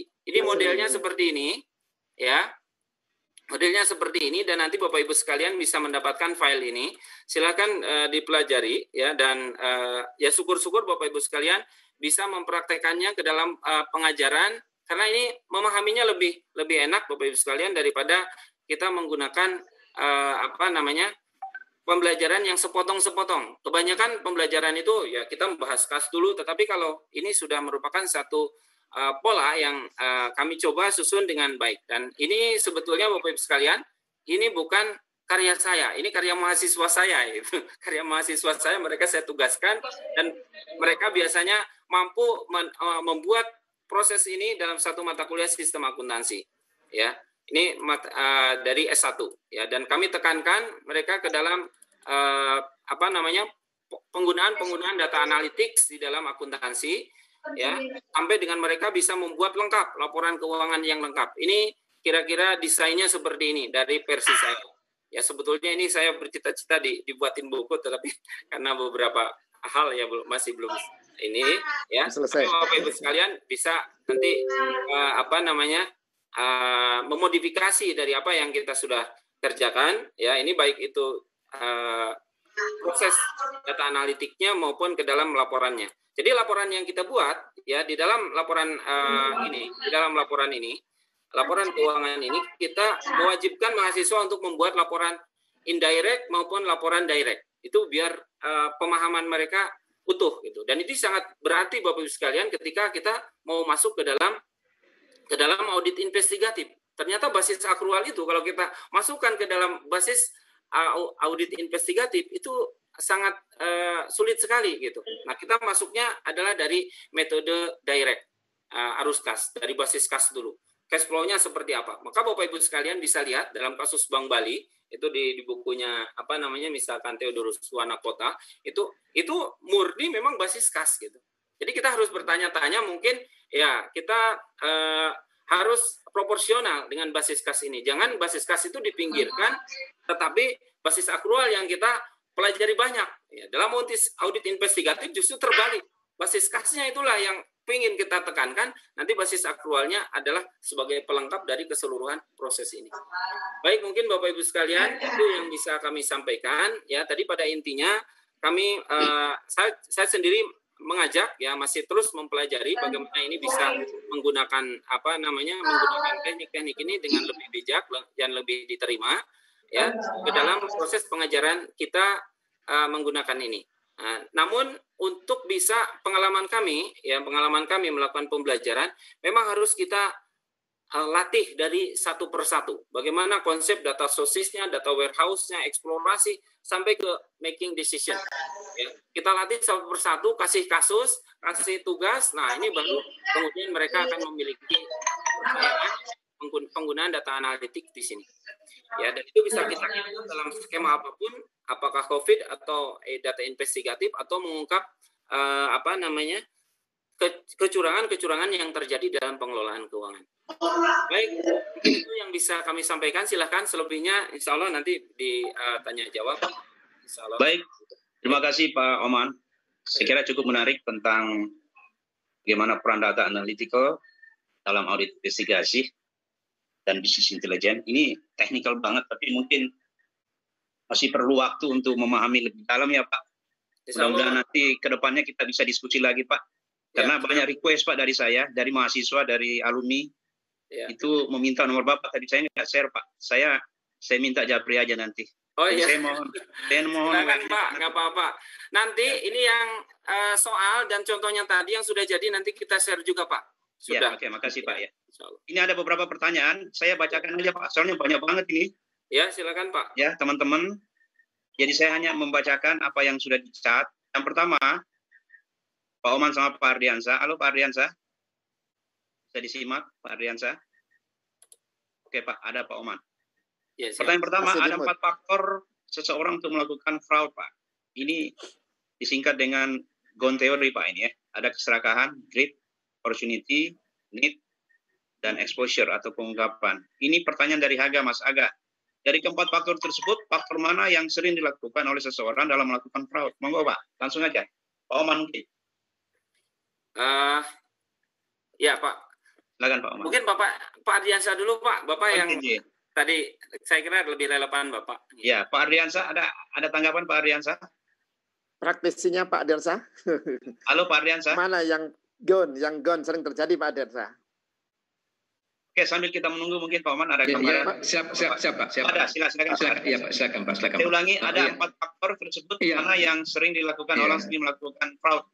Iya Pak, iya. Oke Pak. Serakah, kesempatan, need, atau exposure. Monggo Pak. Iya. Silakan Pak. Pak Saril, Assalamualaikum warahmatullahi wabarakatuh. Yang bertanya tadi, nah ini terkait dengan adanya faktor yang disebut dengan kemungkinan terjadinya fraud itu apa saja sih yang menyebabkan orang bertindak melakukan fraud. Nah, seperti yang kita ketahui bahwa umumnya fraud itu paling banyak disebabkan oleh adanya faktor kesempatan dan tekanan. Jadi faktor kesempatan itu tercipta.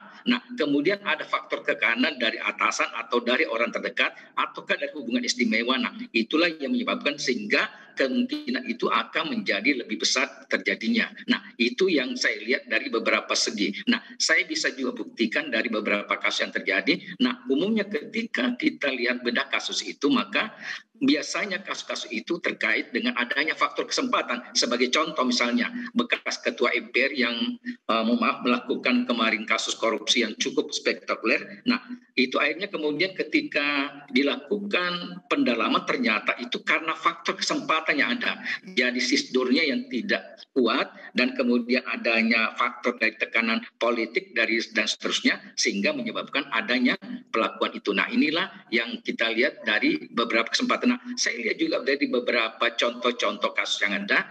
Contoh misalnya kasus yang terjadi pada contoh ya yang saya jelaskan adalah kasus Bank Bali, kemudian juga kasus-kasus yang terbaru misalnya kasus yang Garuda Indonesia. Nah, kemudian kasus juga bank yang ada. Nah, jadi saya lihat umumnya terjadi itu 2 faktor itu tadi. Jadi yang pertama adalah adanya kesempatan dan yang kedua adanya tekanan dari pihak tertentu. Nah, itulah yang saya bisa sampaikan mengenai 2 hal tersebut sehingga itu yang menyebabkan paling banyak terjadi yang menyebabkan orang menjadi lakukan fraud. Baik, ya.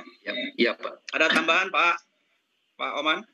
Ya, saya kira kalau fraud yang untuk yang kasus-kasus yang saya tangani biasanya fraud itu memang ya tadi gaya hidup tadi bisa kita lihat ya Bapak Ibu sekalian.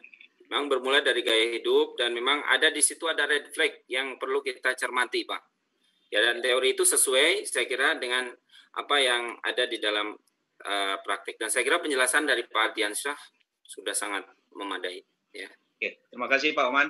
Ya, baik. Termasuk dalam fraud itu ada namanya diamond theory, ada capability. Jadi orang kapabilitas tinggi juga bisa melakukan fraud, Mas. Ya, tidak hanya dari kesempatan dan tekanan, bisa juga dari capability.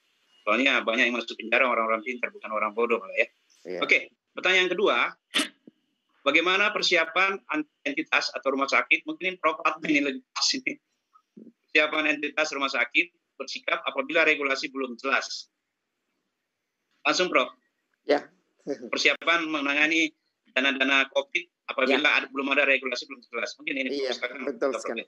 Ya. Baik, terima kasih sekali atas pertanyaan ini, cukup menarik sekali. Memang ini terjadi entitas rumah sakit yang masih sangat baru karena memang banyak dalam segi unbuilding-nya itu ya, mendeteksi terhadap berbagai kemungkinan terjadi. Ini yang belum diantisipatif. Jadi memang di rumah sakit itu sulit dikontrol ya. Ketika mereka misalnya mendeteksi, jadi jenis pemeriksaan apa misalnya, mendiagnosa. Mungkin diagnosa hanya flu biasa, tapi langsung dideteksi adalah COVID-19, sudah positif, reaktif, dan sebagainya. Ini menjadikan total biaya yang dikeluarkan akan lebih besar dibandingkan hanya biaya flu biasa. Ini juga sering terjadi dari fraud. Jadi satu kasus rumah sakit ada 10 kasus, kalau 100 rumah sakit menjadi 1000 kasus, itu luar biasa sekali. Jadi ada kesalahan pendeteksian awal ketika dia mendiagnosa suatu penyakit. Ini sering-sering terjadi ya. Nah, tentu masing-masing jenis pemeriksaan itu ada unit cost-nya. Jadi unit cost kalikan dengan jumlah jenis pemeriksaan itu menunjukkan fraud yang luar biasa. Maka ini memang perangkat lunaknya pun belum menunjang hal itu. Jadi karena ini apakah memang case-nya masih baru, maka ini akan ditemukan di beberapa rumah sakit atau institusi kesehatan. Ini apalagi misalnya ada pembentukan suatu institusi kesehatan yang baru, misalnya seperti Kemayoran itu. Tata kerjanya mereka juga belum jelas. Yang penting pertama adalah jenis layanannya saja. Jadi kalau kita lihat unit cost akhir, itu akan total cost dibandingkan total activity-nya. Itu sangat tinggi sekali, sangat tinggi sekali. Maka menimbulkan sampai 401 triliun tadi yang disampaikan Pak Ardiansyah, itu karena memang unit cost yang ditetapkan itu belum standar. Itu yang sering terjadi. Jadi memang ini yang baru yang mungkin menjadi pembelajaran ke depan harus ada suatu software yang memang kita bisa gunakan untuk mendeteksi terhadap kemungkinan terjadi pemborosan pembiayaan. Ya. Itu mungkin ke depannya. Terima kasih, Prof. Terima kasih dari pertanyaan Pak Samsuri. Oh, iya. Saya langsung ke pertanyaan berikutnya. Ini cocok untuk praktisi ini Pak Ardi mungkin. Ya, silakan. Saya ada kerjaan AUP berkaitan dengan piutang macet. Pada saat laporan saya hanya menyajikan apa yang dapat di lapangan, tapi kliennya minta saya untuk menyebutkan kerugian. Nah, hal tersebut saya harus menerima apa tidak? Harus bagaimana, Pak?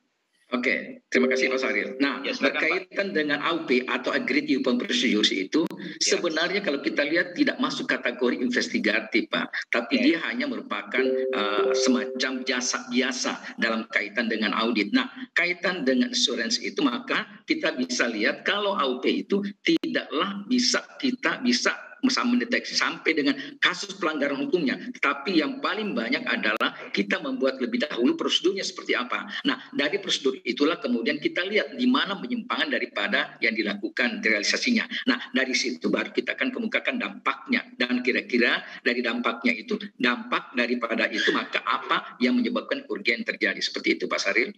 Oke, terima kasih. Ya, jadi kesimpulannya, kalau memang saudara menerima AUP dan saudara memiliki keahlian dan juga kemampuan, silakan diterima deh. Bagus itu, karena itu adalah suatu hal yang saya kira apapun juga adalah suatu hal yang paling positif ya, yang bisa kita kerjakan. Ya, seperti itu. Oke. Terkait dengan kasus Garuda, ini terkait dengan bisnis intelijen dan data analitik, Pak Oman. Kasus audit salah satu penerbangan nasional di Garuda, kecurangan atau fraud sangat tidak manusiawi menurut saya. Apabila ada dana bencana, baik bencana alam, kesehatan, pertanyaannya apakah Pak Ardiansyah atau Pak Oman setuju apabila nantinya ditemukan fraud atas dana bencana alam dan kesehatan, terutama dana COVID ini? Hukum seumur hidup atau dimiskinkan? Terima kasih. Monggo, siapa duluan Pak? Pak Oman apa Pak Ardiansyah?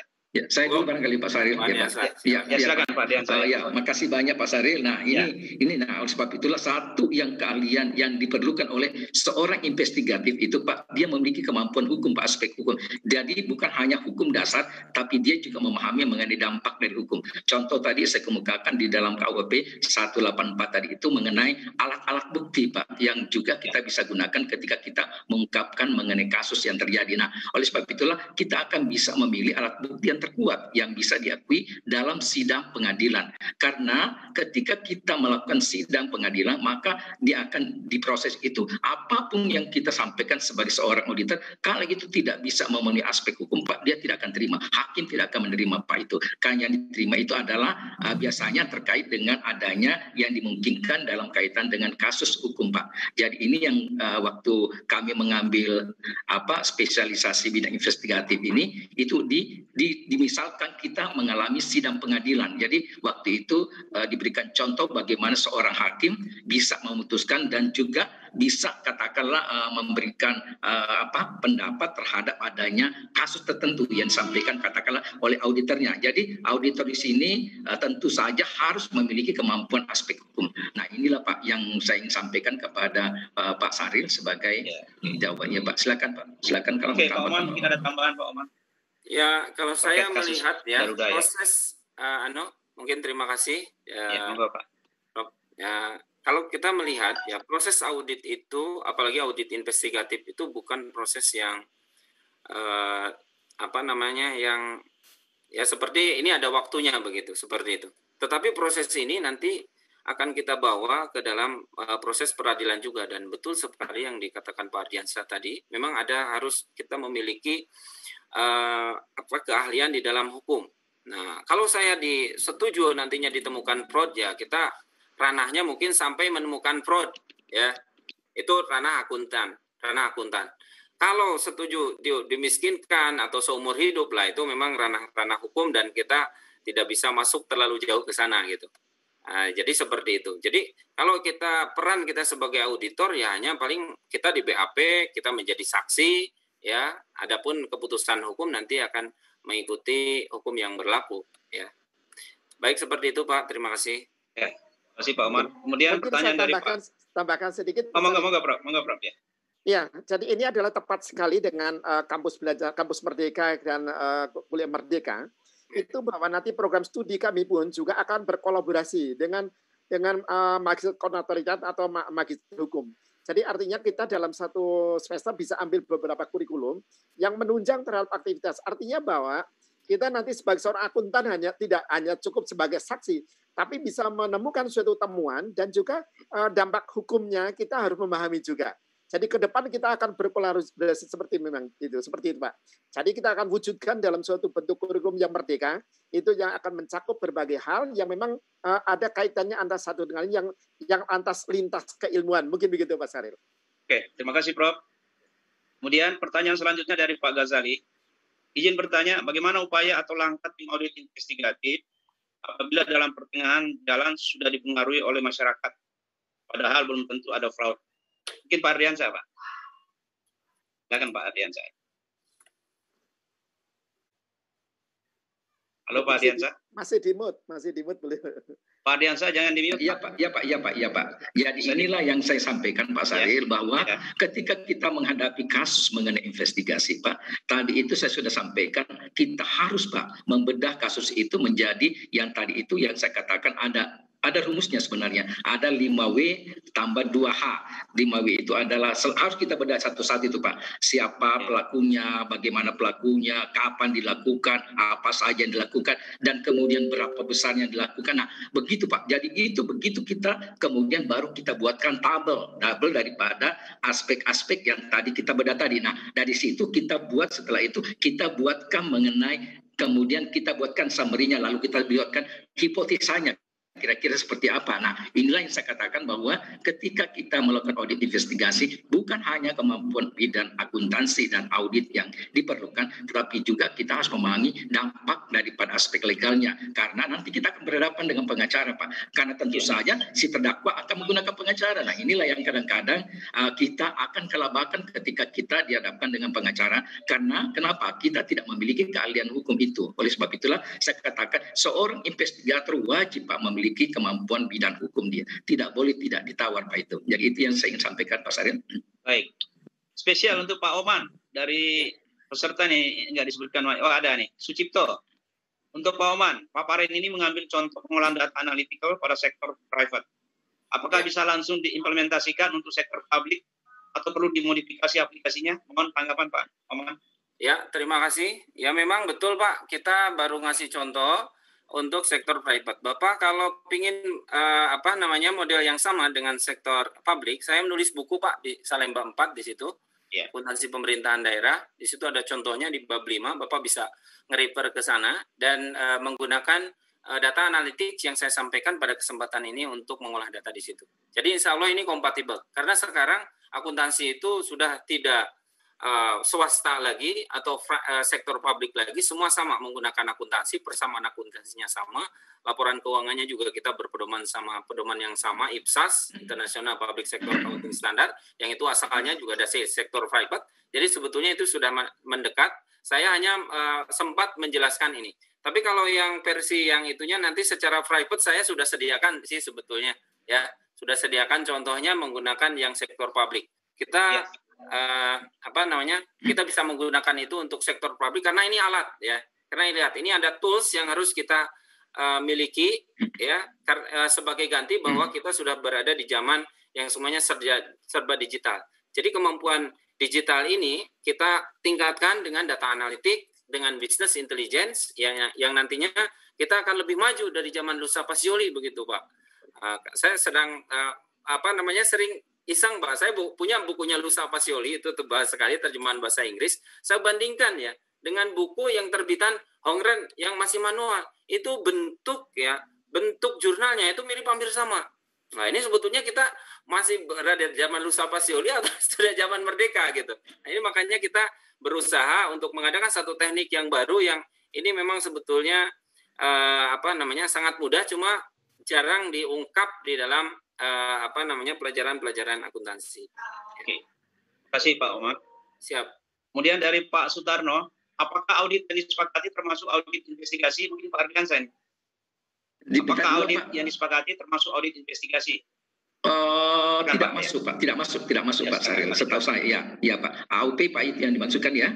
Jadi agreed people procedure Pak ya yang maksudkan. Nah, jadi itu kalau setahu saya itu hanya masuk assurance, jenis assurance. Seperti itu Pak Saril. Jadi nggak masuk. Ya nggak masuk Pak Sutarno ya. Ya. Kemudian masih ada dari mungkin Muhammad saya bisa menambahkan Pak. Silakan Pak Oman, monggo. Selama ini Pak, kalau memang audit investigatif itu kalau kita betul tadi katakan yang Pak Diansra, kadang kita telah menentukan prosedur-prosedur AUP ya, audit agreed prosedur di depannya, tetapi di dalam perjalanan itu prosedurnya itu jadi melebar gitu. Nah itu jadi melebar. Cuma saya cari-cari standar audit yang ada di HP itu belum menemukan yang paling yang mendekati itu AUP Pak. Ya kami pakai pedoman AUP, tetapi nanti di dalam prakteknya itu kita revisi aja prosedurnya. Ini prosedur tambahan. Misalkan demikian Pak. Misalkan kami pernah mengaudit suatu yayasan lembaga. Dia tidak bisa membuktikan penyimpangan dari pelaksana anggaran tersebut. Maka ketika sampai di BAP, di polisi kejaksaan, itu ditolakin terus, mana ini buktinya gitu. Akhirnya kita ajukan lagi suatu prosedur tambahan yang dinamakan dengan rekonstruksi anggaran, Pak. Wah, itu kan tambah lagi biayanya, tambah lagi waktunya kan begitu. Itu seperti itu. Tapi pada awalnya kita memang menggunakan AUP, tapi begitu berjalannya waktu sesuai dengan permintaan para penegak hukum dan lain sebagainya, itu nanti akan kita revisi begitu prosedurnya gitu Pak. Itu yang pengalaman saya. Barangkali Pak Ardiansah punya yang lain. Ya. Terima kasih. Silakan Pak Ardiansah mau ditambahkan. Iya Pak, Pak betul tadi penjelasan Pak Oman ya. Yang saya hanya ingin sedikit pertegas tadi bahwa AUP itu memang agak susah Pak. Seperti juga pengalaman kami yang sudah kami lakukan bahwa ketika kami melaksanakan pekerjaan itu maka memang diwajibkan Pak auditor itu untuk menyepakati dengan auditinya apa saja prosedur yang disepakati. Karena dasar itulah kemudian kita bergerak Pak. Kalau tidak, kita tidak akan nanti memiliki ujung pangkal Pak istilahnya. Jadi prosedurnya akan melebar kemana-mana, tidak ada ujungnya. Nah itu tidak akan selesai pekerjaan kita. Padahal seorang auditor itu diikat oleh namanya biaya Pak. Kalau biayanya lebih besar daripada fee-nya, maka dia auditnya kategori tidak efisien. Dan kalau itu tidak efisien Pak, dianggap tidak berkualitas Pak itu. Nah itulah. Jadi itu mesti Pak ada kesepakatan prosedur sebelumnya. Iya Pak, seperti itu. Terima kasih Pak. Kesepakatannya prosedur ya Pak. Ya, terima kasih Pak Oman, Pak Ardi. Ya, terima kasih. Kemudian masih ada pertanyaan dari Pak Muhammad Sobar. Bagaimana membuktikan pungli yang dilakukan oleh top leader terhadap semua bawahan, di mana bawahan tidak berani mengaku karena konsekuensi jabatan? Bukti apa yang harus digunakan? Silakan Pak Ardiansah mungkin itu. Iya Pak, iya. Nah kalau misalnya terkait dengan katakanlah penyelewengan yang dilakukan oleh karyawan, nah ya tadi karyawan Pak ya, Pak Saril, saya ulang kembali Pak. Membuktikan pungli yang dilakukan oleh top leader Pak terhadap semua bawahannya. Oleh siapa Pak? Oleh siapa? Pungli oleh bawahan. Yang dilakukan oleh top leader terhadap semua Oh, bawahannya. top leader terhadap bawahan Pak. Oh ya. Nah itu tentu saja untuk membuktikannya Pak, kita harus Pak. Jadi itu harus ada fakta Pak. Fakta yang dapat kita benar-benar bertanggungjawabkan secara hukum. Contoh bahwa misalnya ada pungli, maka kita harus bisa buktikan Pak kapan terjadinya pungli itu dan seberapa sih datanya atas pungli itu. Contoh ya yang saya katakan bahwa misalnya ada foto punglinya terjadi di mana, nah kemudian berapa jumlah yang diambil, nah kemudian juga dikenakan kepada siapa saja. Nah itu Pak yang saya katakan bahwa itu harus dimiliki Pak. Semua bukti-bukti itu wajib dimiliki oleh seorang auditor investigatif. Kalau tidak maka dia tidak akan namanya bisa mengungkapkan fakta-fakta. Nah itulah yang saya sampaikan bahwa ketika kita berkaitan dengan pungli maka harus Pak bisa dibuktikan pungli itu yang terjadi dalam bentuk katakanlah bentuk visual ataukah bentuk apapun juga yang dapat diterima secara hukum. Cuma kita mesti pahami Pak bahwa kita memiliki undang-undang Pak yang juga memprotek mereka. Yang namanya undang-undang perlindungan konsumen. Jadi perlindungan hukum terhadap tersangka. Jadi kita tidak boleh sampai timbul namanya pencemaran nama baik. Nah ini Pak yang harus kita hati-hati karena ketika kita masuk ke dalam area pencemaran nama baik maka kita bisa aja mendapatkan hukuman seperti yang dikemukakan di dalam undang-undang itu. Jadi ini sangat hati-hati ketika kita berkelahi istilahnya dengan pimpinan kita ya yang kita karena ada pungli yang dilakukan oleh pimpinan. Itu yang saya sampaikan Pak Saril. Ada tambahan Pak Oman? Ya. Baik Pak. Ya, tadi mungkin ini sekedar melengkapi saja betul apa yang dikatakan Pak Ardiansah. Jadi kalau kita melakukan audit investigatif yang kita cek dulu itu adalah kerangka hukum atau regulasinya. Dalam kasus pungli ini tentu saja ya ini harus kita lihat tarif-tarif yang ada di dalam lembaga tersebut ya. Ketika tarif itu memang sudah tidak ada, nah ini bisa kita katakan pungli. Cuma demikian ya kita harus pinter-pinter ya mengumpulkan bukti Bapak Ibu sekalian. Kita nuduh ada pungli kalau tidak ada buktinya apa itu kan? Itu yang seperti itu yang sulit gitu. Tapi kalau kita sudah menemukan bukti yang tidak bisa disanggah ya itu kita bisa lakukan gitu. Tentu saja memang di situ apalagi di posisi kita bawahan ya ketika menghadapi top leader tentu ada konsekuensi yang kita tanggung. Nah, jadi seperti itu saya kira konsekuensi jabatan itu harus kita mampu berhitung ya dan kalau kita posisinya sebagai auditor investigator ya investigatif, nah ini kita harus bisa memang mengumpulkan bukti-bukti yang ini tidak bisa disanggah. Ya. Bukti yang bisa digunakan ya macam-macam. Ya. Terima kasih. Saya bisa tambah Pak Saril.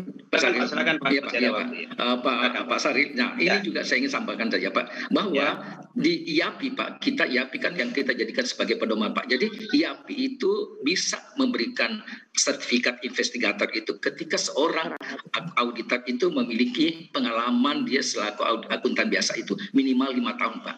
Jadi setelah berpraktik 5 tahun baru dia diperkenankan ikut melaksanakan istilahnya mendapatkan sertifikasi investigator. Jadi seorang akuntan yang telah mendapatkan sertifikat auditor belum tentu langsung bisa menjadi investigator karena dia wajib memiliki experience itu minimal 5 tahun Pak. Dan itu mau maaf Pak, pendidikannya kurang lebih 2 minggu dan itu hampir tiap hari Pak kita ujian, dan terakhir kita seminggu itu kita ujian berkaitan dengan pengadilan Pak. Jadi kita direkonstruksi kasus di pengadilan dan kita disuruh berdebat dengan pengacara. Nah, jadi inilah yang saya ingin sampaikan bahwa investigator itu ilmu yang tidak mudah Pak. Jadi mohon maaf, tadi Pak Oman betul sekali juga membenarkan mengenai bahwa kemampuan investigator itu mesti lebih dari akuntan biasa Pak. Jadi tidak semua akuntansi itu, orang auditor itu bisa sebagai seorang investigator. Seperti itu Pak Saril. Oke, terima kasih. Kita lanjut pertanyaan berikutnya. Ini pertanyaan dasar tapi perlu disampaikan dari Poni Indra. Apakah beda fraud audit, audit investigasi, dan forensik audit? Silakan Pak Oman. Apakah beda fraud audit, audit investigasi, dan forensik audit? Forensik audit, ya, ini forensik audit itu lebih global karena dia mencakup keseluruhan yang berkaitan dengan pengungkapan bukti-bukti yang mungkin kita tidak bisa didapatkan lewat audit umum. Ya, sementara fraud ya tadi, ya, fraud audit itu cenderung sudah mengarah bahwa ini memang ada dugaan kepada penyalahgunaan, ya, penyalahgunaan. Jadi memang ini merupakan subset ya dari forensik audit. Ya. Kemudian audit investigasi, Pak. Audit investigasi. Saya bisa tambahkan Pak Saril? Silakan. Iya Pak. Iya Pak. Ya. Pak Saril, mengenai forensik audit itu Pak, biasanya yang pertama kali dilakukan adalah forensik biasanya Pak. Forensik itu merekonstruksi Pak terhadap adanya kasus fraud yang terjadi dengan cara melihat bukti-bukti atau fakta-fakta yang terjadi. Nah, kemudian setelah itu barulah kemudian mengarah kepada investigatif terus terang. Jadi investigatif itu lebih cenderung kalau saya lihat itu adalah lebih tinggi tingkatannya dibandingkan dengan forensik. Karena forensik itu hanya merekonstruksi ya, istilahnya melihat seperti apa sih yang terjadi. Mohon maaf, contoh yang manual accountingnya seperti apa, kita lihat bagaimana kasusnya yang terjadi. Nah, seperti itulah Pak. Jadi ketika selesai forensik audit disimpulkan, barulah kemudian kita bisa mengarah apakah ini benar-benar fraud. Karena ingat Pak, fraud audit itu wajib ada Pak, wajib, sudah pasti ada. Jadi tidak boleh tidak. Oleh sebab itu kapan kita mengatakan sudah investigatif, berarti sudah pasti ada fraud di situ. Tidak boleh kita ragu-ragu dengan dalamnya. Itu aja mungkin Pak Saril. Oke. Kemudian pertanyaan berikutnya terkait dengan piutang macet tadi Pak Ardi. Ya, dengan jenis pekerjaan AUP, akhirnya laporan tersebut dijadikan alat untuk melaporkan yang bertanggung jawab dan saya diminta untuk menentukan jumlah kerugian. Bagaimana saya bisa sebagai tenaga ahli? Yang piutang macet tadi Pak. Iya, oke Pak. Saya bisa Pak jelaskan lagi Pak. Nah, terima kasih Pak ya. Mohon maaf Pak Oman, saya duluan Pak ya. Jadi mungkin terkait dengan berkaitan dengan katakanlah piutang macet Pak ya. Jadi ada kaitannya dengan piutang yang macet atau piutang yang mungkin tidak akan tertagih. Nah, oleh sebab itulah ketika kita membuat pekerjaan namanya AUP, Agreed Upon Prosedur, maka kita mesti Pak menyusun bagaimana prosedur yang disepakati antara kita auditor dengan auditi untuk kita susun dengan baik. Nah, setelah kita sepakati prosedur itu, barulah kemudian kita kerjakan. Nah, seperti apa kita lihatlah, kita jadikan prosedur yang kita sepakati sebagai patron Pak. Jadi kapan pekerjaan itu menyimpan dari patronnya, nah itulah yang kita anggap sebagai temuan Pak. Nah, kita wajib nanti menyampaikan bahwa ini temuan saya. Nah, ini yang menjadi dasar yang kita akan gunakan. Katakanlah kalau kita ingin tindak lanjuti kepada proses investigatif itu memungkinkan. Kalau itu sudah pasti Pak. Ingat, investigatif wajib pasti Pak. Tidak boleh ragu-ragu di situ. Jadi tidak boleh investigasi itu dikatakan investigasi, tapi kita masih ragu Pak, apakah ada atau tidak. Ingat Pak, namanya pekerjaan audit itu belum tentu loh Pak. Ada korupsinya. Jadi tidak pasti. Jadi ingat, kualifikasi itu tidak membuktikan bahwa itu ada korupsi, tapi itu adalah perbedaan antara kondisi yang terjadi dengan standar yang dilakukan sebagai alat untuk mengukur. Nah, oleh sebab itulah maka itu bisa saja, tapi kita harus pastikan bahwa memang betul-betul ada ya penyelewengan yang terjadi, dan harus dipastikan jumlahnya berapa, Pak. Karena ketika kita mengajukan kasus penyelewengan itu tidak boleh kita mengatakan estimasi, Pak. Oh, enggak bisa, Pak. Nah, ataukah kita mengatakan hanya perkiraan, Pak? Oh, enggak bisa, Pak. Jadi enggak ada perkiraan, enggak ada estimasi, tidak boleh. Ataukah juga adalah pemikiran ataukah hipotesa, enggak boleh, Pak. Jadi harus, Pak, pasti jumlahnya, itu, Pak. Itu aja mungkin, Pak. Ada tambahan, Pak Oman? Ya. Betul sekali, saya menambahkan dari Pak Ardiansa, betul sekali. Ketika kita berhadapan dengan hukum, kita tidak boleh berhipotesis, berasumsi. Semuanya harus lewat bukti. Jadi ketika kita menerima penerimaan suatu tugas ini, ya kita harus melakukan lebih daripada kita mengaudit. Misalkan kita mendatangi betul orangnya, itu datang kepada dia, kita rekam mereka, kita buat mereka pernyataan sampai itu bisa memenuhi standar pembuktian yang ada di kepolisian dan kejaksaan. Saya kira seperti itu, Pak. Memang pekerjaan audit investigatif itu memerlukan usaha ekstra dan kesabaran. Tetapi biasanya ya memang fee-nya lebih besar ya, Pak, ya, daripada audit biasa. Gitu. Iya. Terima kasih. Pak Ardiansa, Pak. Iya, Pak. Iya. Pertanyaan sudah habis. Mungkin dari peserta bebas nih. Saya minta 1-2 orang peserta. Ya, melalui floor. Dibuka, di-unmute dulu kalau mau bertanya langsung aja, Pak. Peserta, Bapak. Ardiansa, boleh saya? Ya, silakan. Pak Samsuri, silakan Pak Samsuri, langsung aja Pak Samsuri ya. Pak Samsuri. Iya, Pak. Kebetulan saya pelaku salah satu entitas di rumah sakit. Iya, Pak. Ketahui melakukan COVID ini, tadi saya katakan kondisinya itu coba cepat. Terus terang, ini kurang siap ya untuk menangani. Kami itu ada 5 sumber ya, anggaran rutin seperti pemindahan transport, kemudian ada penambahan dana untuk COVID, klaim yang tadi diungkapkan, klaim pelatihan, kemudian ada insentif untuk tenaga kesehatan, kemudian juga ada donasi. Begitu kompleks, kami juga dalam kondisi keadaan seperti ini. Kami melayani seharus cepat dan lain sebagainya. Sebetulnya, tadi saya ungkapkan regulasinya tadi sudah disampaikan juga, sudah ditanggapi oleh Prof. Regulasinya itu belum siap gitu.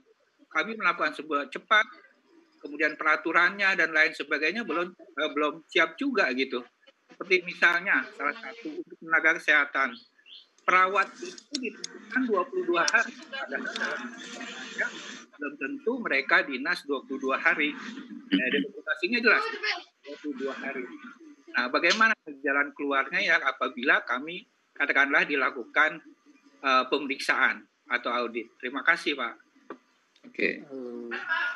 Ya, saya dulu Pak Oman ya, yang barangkali memberikan pendapat Pak, tanggapan. Ya. Nah, terima kasih Pak Sumsir atas pertanyaannya Pak. Nah, jadi berkaitan dengan pembuktian mengenai apakah ini adalah terkait dengan kebenaran Pak, faktanya. Nah, tentu saja salah satu alatnya adalah kita bisa melihat kepada daftar kehadiran Pak, yang kita bisa lihat kehadiran misalnya petugas itu apakah hadir pada saat itu. Tentu saja memang Pak wajib dipenuhi adanya alat itu. Jadi ketika misalnya contoh tidak ada alat untuk mendeteksi kehadiran, maka itu agak susah Pak, karena kita tidak bisa membuktikan seorang perawat itu apakah hadir 22 hari atau bagaimana. Nah, jadi itu, tapi itu jangan salah Pak, bahwa itu ada fakta satu. Nah, fakta dua kita masih bisa Pak cari lagi, yaitu dalam bentuk apa? Kita coba konfirmasi kepada dokternya Pak. Siapa dokter yang biasanya menjadi pengawas terhadap perawat itu? Karena seorang dokter itu biasanya ada tanggung jawabnya terhadap pengawasan terhadap beberapa katakanlah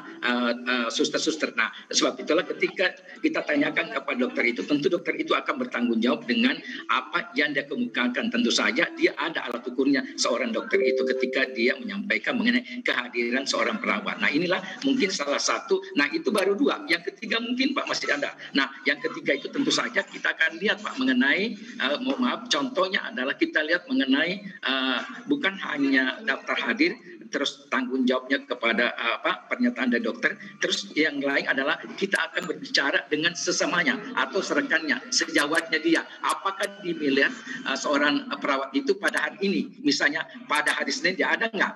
Ada nggak dia? Oh ada Pak, tapi saya ragu-ragu Pak ya, apakah Senin Selasa?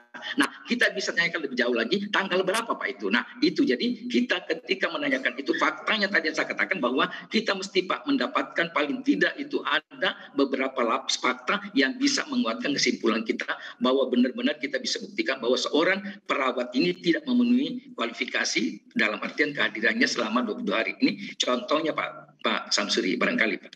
Demikian Pak. Mungkin saya silakan Prof. Memang inilah yang kita temukan di beberapa institusi kesehatan khususnya adalah bahwa ketika regulasi itu belum ada Pak Ardiansyah. Regulasinya standar, apalagi standarnya juga belum ada. Apalagi kita kalau hubungan dengan prosedur medik ini tentu sangat bertentangan. Kalau prosedur medik mereka hanya bisa suhu tes suhu misalnya sudah 39 derajat gitu. Mereka langsung di PC dan di swab, langsung di swab. Bahkan sampai lebih detail lagi. Nah, justifikasinya mereka mungkin reaktif atau mungkin langsung positif. Tetapi sebetulnya mereka hanya flu biasa yang cukup dengan diagnosa saya mungkin bodrek sembuh begitu. Nah, oleh karena itu unit cost-nya ini menjadi sangat menyimpang jauh, Pak. Nah, tapi bagaimana kita bisa menjustifikasi bahwa itu suatu fraud? Karena memang regulasinya belum ada. Lalu langkah-langkah yang harus kita lakukan seperti apa? Kita juga menemukan unbounding. Jadi ketika kita mendeteksi terhadap suatu gejala fraud, itu memang sulit karena regulasinya belum ada. Mungkin ada Pak Ardiansyah bisa memberikan standar yang paling relevan ketika menjustifikasi suatu masalah, tetapi belum ada regulasinya. Mungkin ada yang bisa digunakan, Pak Ardiansyah. Iya, jadi oke Prof. Jadi biasanya kalau di dalam praktiknya ketika kita menemukan kasus yang tidak ada regulasinya, belum ada, artinya belum ada regulasinya, maka biasanya kita kembalikan kepada faktor kebiasaan yang umum yang terjadi, Pak. Jadi kita kembalikan kepada kebiasaan yang terjadi. Nah, itu yang kita biasanya gunakan sebagai dasar, Pak. Jadi minimal kita gunakan ada kebiasaan yang umum yang dilakukan. Nah, inilah yang mungkin bisa dianggap sebagai minimalnya, Pak. Minimalnya sebagai dasar untuk melakukan justifikasi sebelum keluarnya namanya peraturan atau ketentuan yang digariskan oleh pemerintah seperti itu Pak Prof. Iya. Karena ini begini Pak Ardiansyah, kita membantu Pak Samsuri sebagai seorang dokter di satu rumah sakit. Kita banyak hal-hal di rumah sakit loh. Hal-hal yang memang ini sangat terjadi begitu. Jadi memang banyak sekali yang memang kalau ikuti dengan prosedur medik itu sangat jauh dari standarnya begitu. Nah, unit cost yang dihitungkan itu adalah menyimpang dari standarnya. Oleh karena itu, ini kalau kita di audit nanti BPK masuk, ini banyak pelanggarannya gitu. Pak Samsuri bisa dipertanyakan terus. Makanya ini perlu ada suatu strategi. Model seperti apa? Mungkin Pak Ardiansyah punya suatu gambaran dalam mengatasi hal yang seperti ini. Katakan mungkin begitu, Pak. Iya Pak, ya seperti yang saya tadi kemukakan itu. Jadi mohon maaf Prof, ini kalau misalnya memang itu belum ada ketentuan, sebenarnya secara hukum tidak bisa orang dituntut Prof itu. Nggak bisa, nggak bisa dituntut Prof. Namun demikian, kalau nyata-nyata orang itu melakukan perbuatan katakanlah tertangkap tangan, meskipun itu belum ada aturan, maka itu dapat dia dihukum Prof. Karena dia sudah masuk kategori melakukan perbuatan. Nah, perbuatan inilah yang dianggap perbuatan yang melanggar undang-undang Prof. Jadi kita bisa melihat bahwa kalau itu belum ada aturannya atau belum ada ketentuannya, maka terus terang secara hukum tidak boleh orang dihukum. Karena bagaimanapun juga seorang yang tidak bisa dibuktikan secara hukum dia terlibat, maka ini adalah area yang akan menjadi dasarnya pengacara untuk melakukan pembelaan terhadap kliennya dia. Itu Prof. Barangkali itu Prof. Oke, itu Pak Samsuri cukup jelas ya. Nanti soalnya ada peserta kita juga, namanya Pak Suwarno. Dia adalah dari PPK. Nanti mereka sekarang kalau bisa mau audit Pak Samsuri sudah siap jawabannya Pak Samsuri ya? Ya, siap. Terima kasih, Prof. Ya, oke, terima kasih. Itu mungkin masukkan saja. Makasih, Mas. Ya. Baik, Prof. Terima kasih Pak Ardiansyah, Pak Oman. Iya. Mohon maaf, masih bisa menerima satu pertanyaan Pak Oman, Pak Ardiansyah? Silakan Pak. Masih ada satu ini. Ya. Ada audit investigasi atau forensik, apa harus memenuhi syarat, yaitu 2 alat bukti yang cukup? Memenuhi syarat nggak Pak hanya 2 alat bukti yang cukup. Oke, Pak. Saya dulu Pak Oman ya yang menjawab ya. Oke, Pak. Nah, karena ini kan namanya investigasi, Pak. Jadi kita akan berhadapan dengan pengadilan. Pengadilan itu aturan hukum yang berlaku, Pak. Aturan hukum yang berlaku itu mesti, Pak, mesti 2 alat bukti yang harus sudah terbukti, Pak. Jadi 2 alat bukti yang kita dapatkan, baru kemudian seorang bisa dia dituntut atau bisa dituduh sebagai pelaku. Nah, oleh sebab itulah maka wajib, Pak, terpenuhi 2 alat bukti ini. Kalau tidak, maka itu bisa dia menjadi. Nah, kalau misalnya tidak ketemu, maka harus kita cari lagi apa alat bukti lagi yang lain yang bisa menguatkan sehingga bisa terpenuhi alat bukti itu. Demikian barangkali Pak Saril. Oke, ada tambahan Pak Oman? Monggo Pak Oman. Kalau kita sebagai auditor investigasi, Pak, ya, atau yang melakukan investigasi itu, ya tentu saja peranan kita untuk melengkapi alat bukti itu. Ya, karena nanti kita akan berhadapan betul ya dengan polisi sebagai penyidik atau dengan kejaksaan ya sebagai penuntut.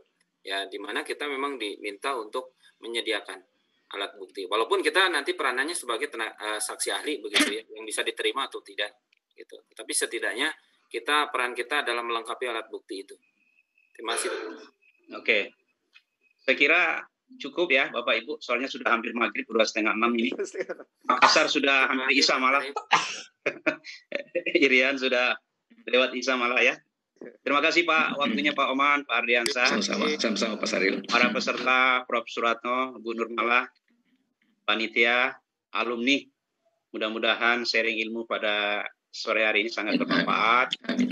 Ya, mudah-mudahan program aksi semakin maju ke depan. Jadi sebelum saya tutup, saya ingin menyampaikan beberapa hal sedikit saja sebelum ditutup oleh Pak Prof. Suratno. Jadi 10 orang peserta nanti akan kami pilih dari alumni atau peserta akan mendapatkan voucher gratis pendaftaran magister akuntansi sebesar 500.000 Pak melalui email. Nanti kita share ke grup ya Bapak Ibu. Mudah-mudahan berkenan ya. Mudah-mudahan terpilih sebagai 10 orang yang mendapatkan voucher gratis. Oke. Baiklah Bapak Ibu, ya, hanya waktu yang memisahkan kita. Sebelum saya tutup, saya membacakan pantun lagi. Tadi kan saya buka dengan pantun, saya tutup dengan pantun.